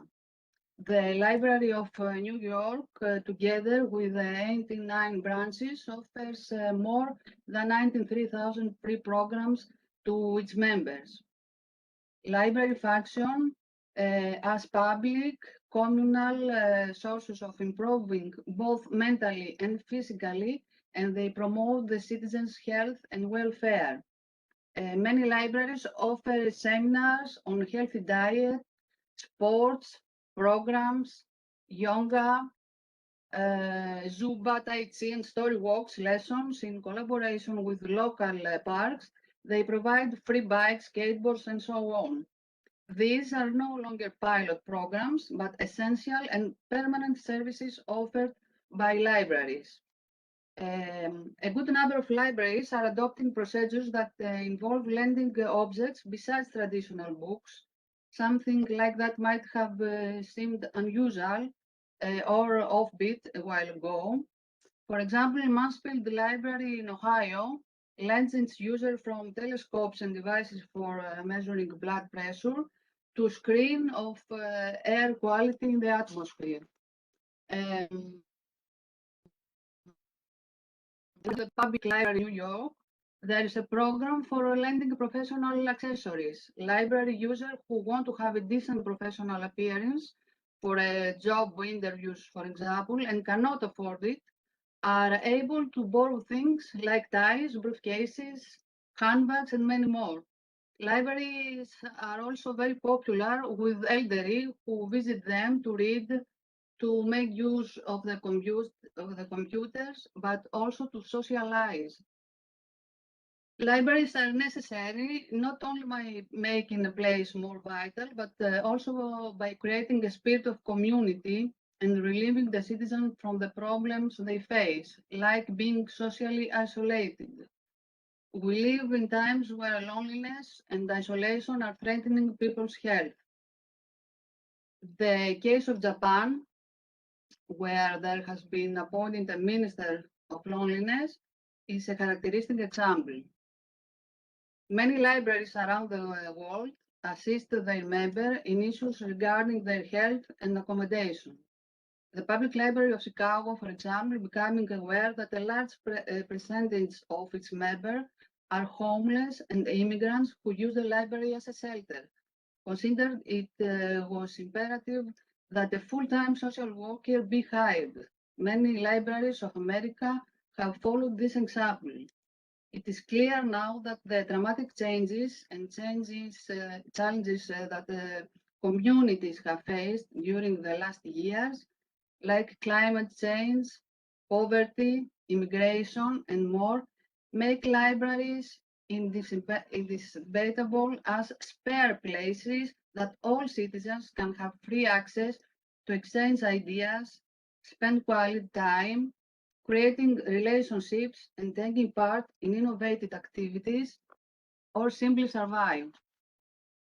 We must also know that during the pandemic, many libraries function as vaccination centers, encouraging immigrants and refugees who did not visit hospitals, fearing the prospect of being deported, to be vaccinated in their own designated areas. The goals for sustainable development set by the United Nations is another new factor enriching the work of libraries. Libraries are considered to play a strategic role in the procedure of sustainable development, as they provide access to knowledge for the public, they ensure safe and hospitable spaces of meeting for all, they promote opportunities of education and lifelong learning, they preserve the cultural heritage for the next generation, they promote participation and contribute to creating more equal and sustainable societies. To sum up, libraries have historically proved that they can lead to achieve the goals of the whole agenda of the United Nations. Public libraries are today, in the time of economic crisis and the pandemic, also a time of identity crisis as well, one of principles more necessary than ever, as it is a decisive factor of social unity. Public libraries are an entity appropriate for applying a cultural policy since they are located closer to the local community and they are able to listen to the needs, anxieties, and desires of their citizens, thus constituting a first-class body of democracy.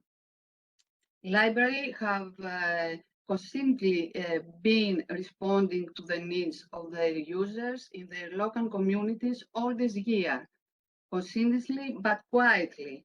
In many conversations, people not belonging in the environment of libraries are pleasantly surprised when they found out about the work and actions of libraries. there is one common question among them: why the general public is unaware of all these services?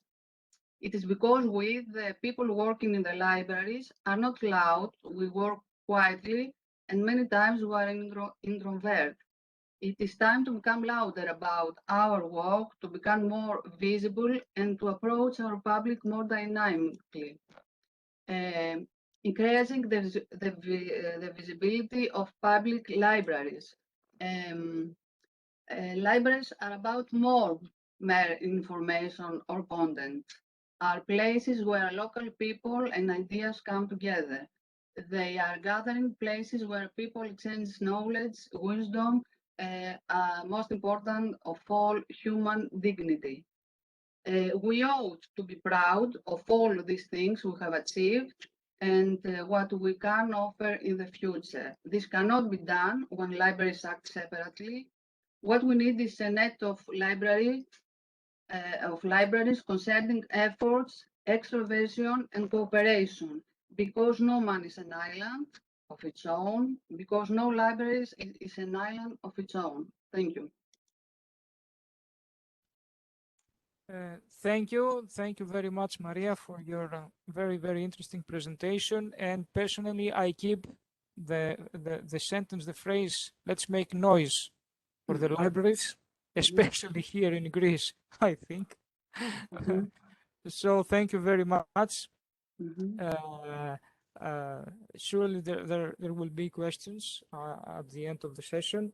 Thank you. And now we can continue with the last presentation from Heidi Pandazi from Rapsani Municipal Library, which is located in the Thessaloniki.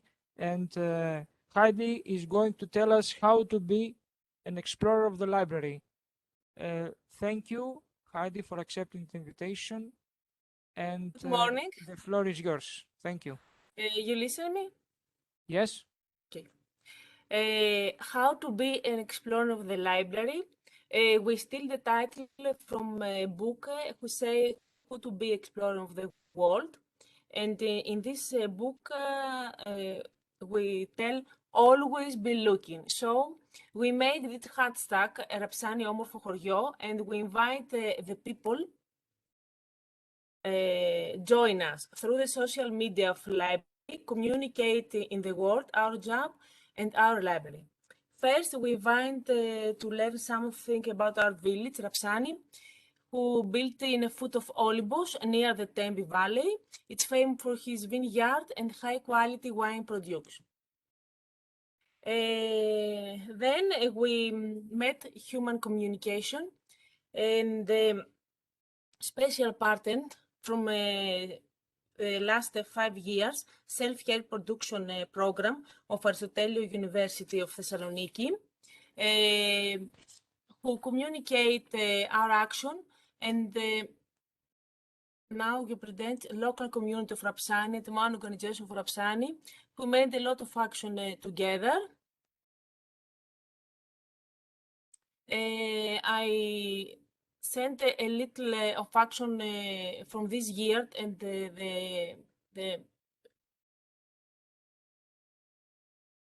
we stand in development goals. There is action for the water. This is an action for ecosystem of the village. Local community of Rapsani, the most organization of Rapsani, with all these people who made story maps of our regions, collective daily work. We have our difference, but we communicate for our village. The last year, our action in still from the development and from the action water. This is action for make a lump from material of the nature. This is some from action who meet the people our village. We love the water. It's a world of magic, and every year we walking around the village and introduce the water in the children. We love the ethnography. This is the action who the old people talk to the little people about the region. We make natural cosmetic every year. We love food, and every year the children make an action with the old woman.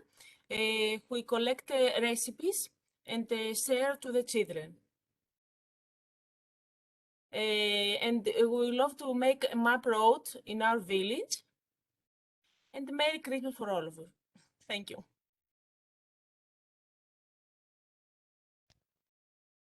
Thank you. Thank you, Heidi, for your presentation. Really interesting things happening in your library with the children and the rest of residents there. Thank you very much. Okay. May I have a suggestion, please? Yes. Can we create SDG stories for IFLA? Excuse me? I found your presentations perfect, so we can submit to IFLA. Thank you. Let's collaborate together. I think we complete a lot of SDG stories, but we need to communicate it to other libraries, to our associations, international associations, and it is interesting. Mrs. Katsirikou would like to say something, please.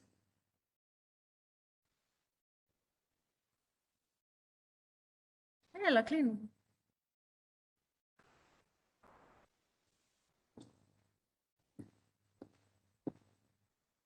Any questions, any proposals, maybe?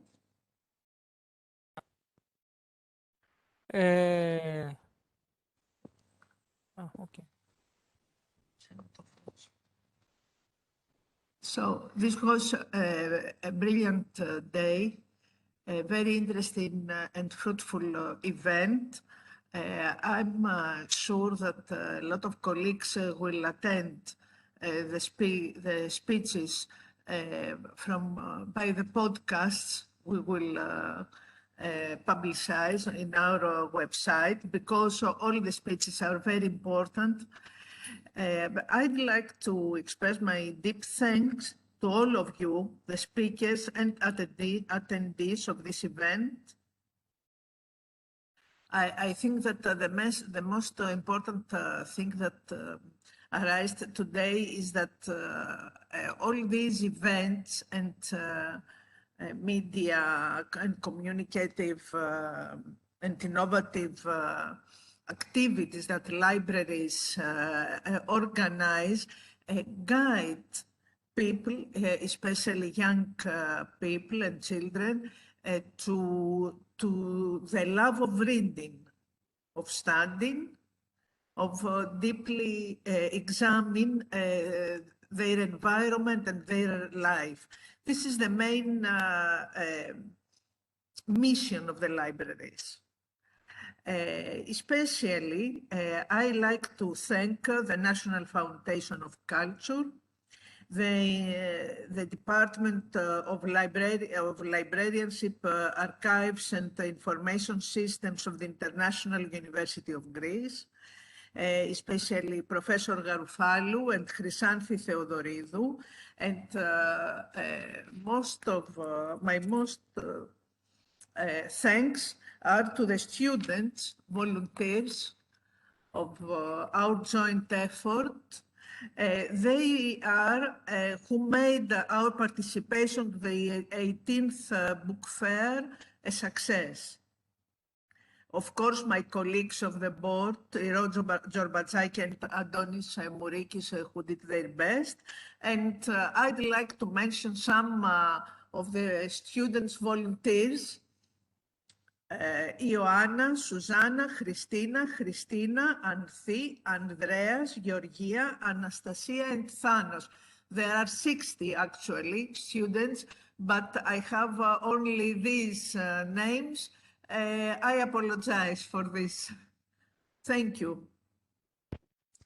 Thank you very much, and thanks, of course, the students who helped for the organization. In this point, I would like to inform you Mr. that... Garoufallou would like to say okay. something last. Yes.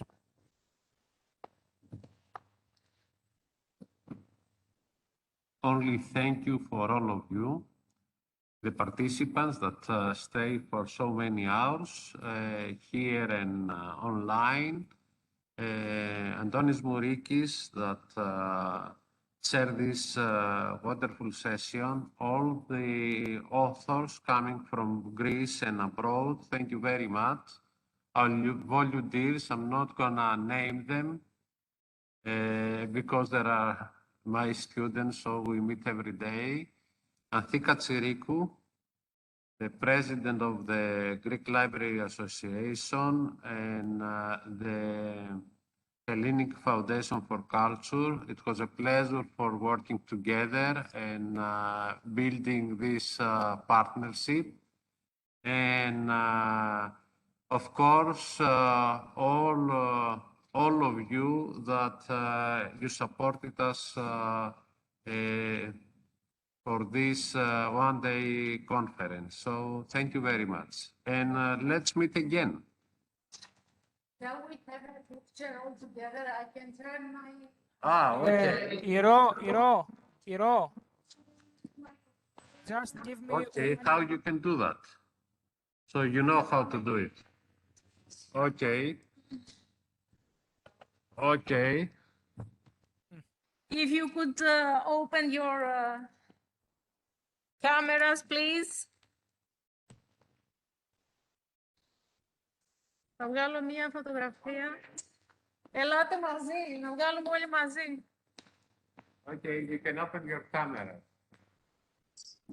Let's try that. It will be just a print screen, but let's hope next year we will be together.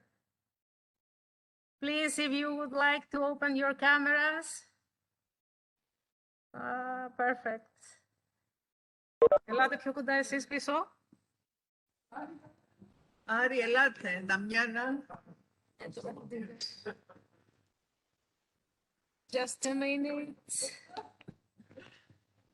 Έλα, έρθει πιο κοντά. Με μασκά.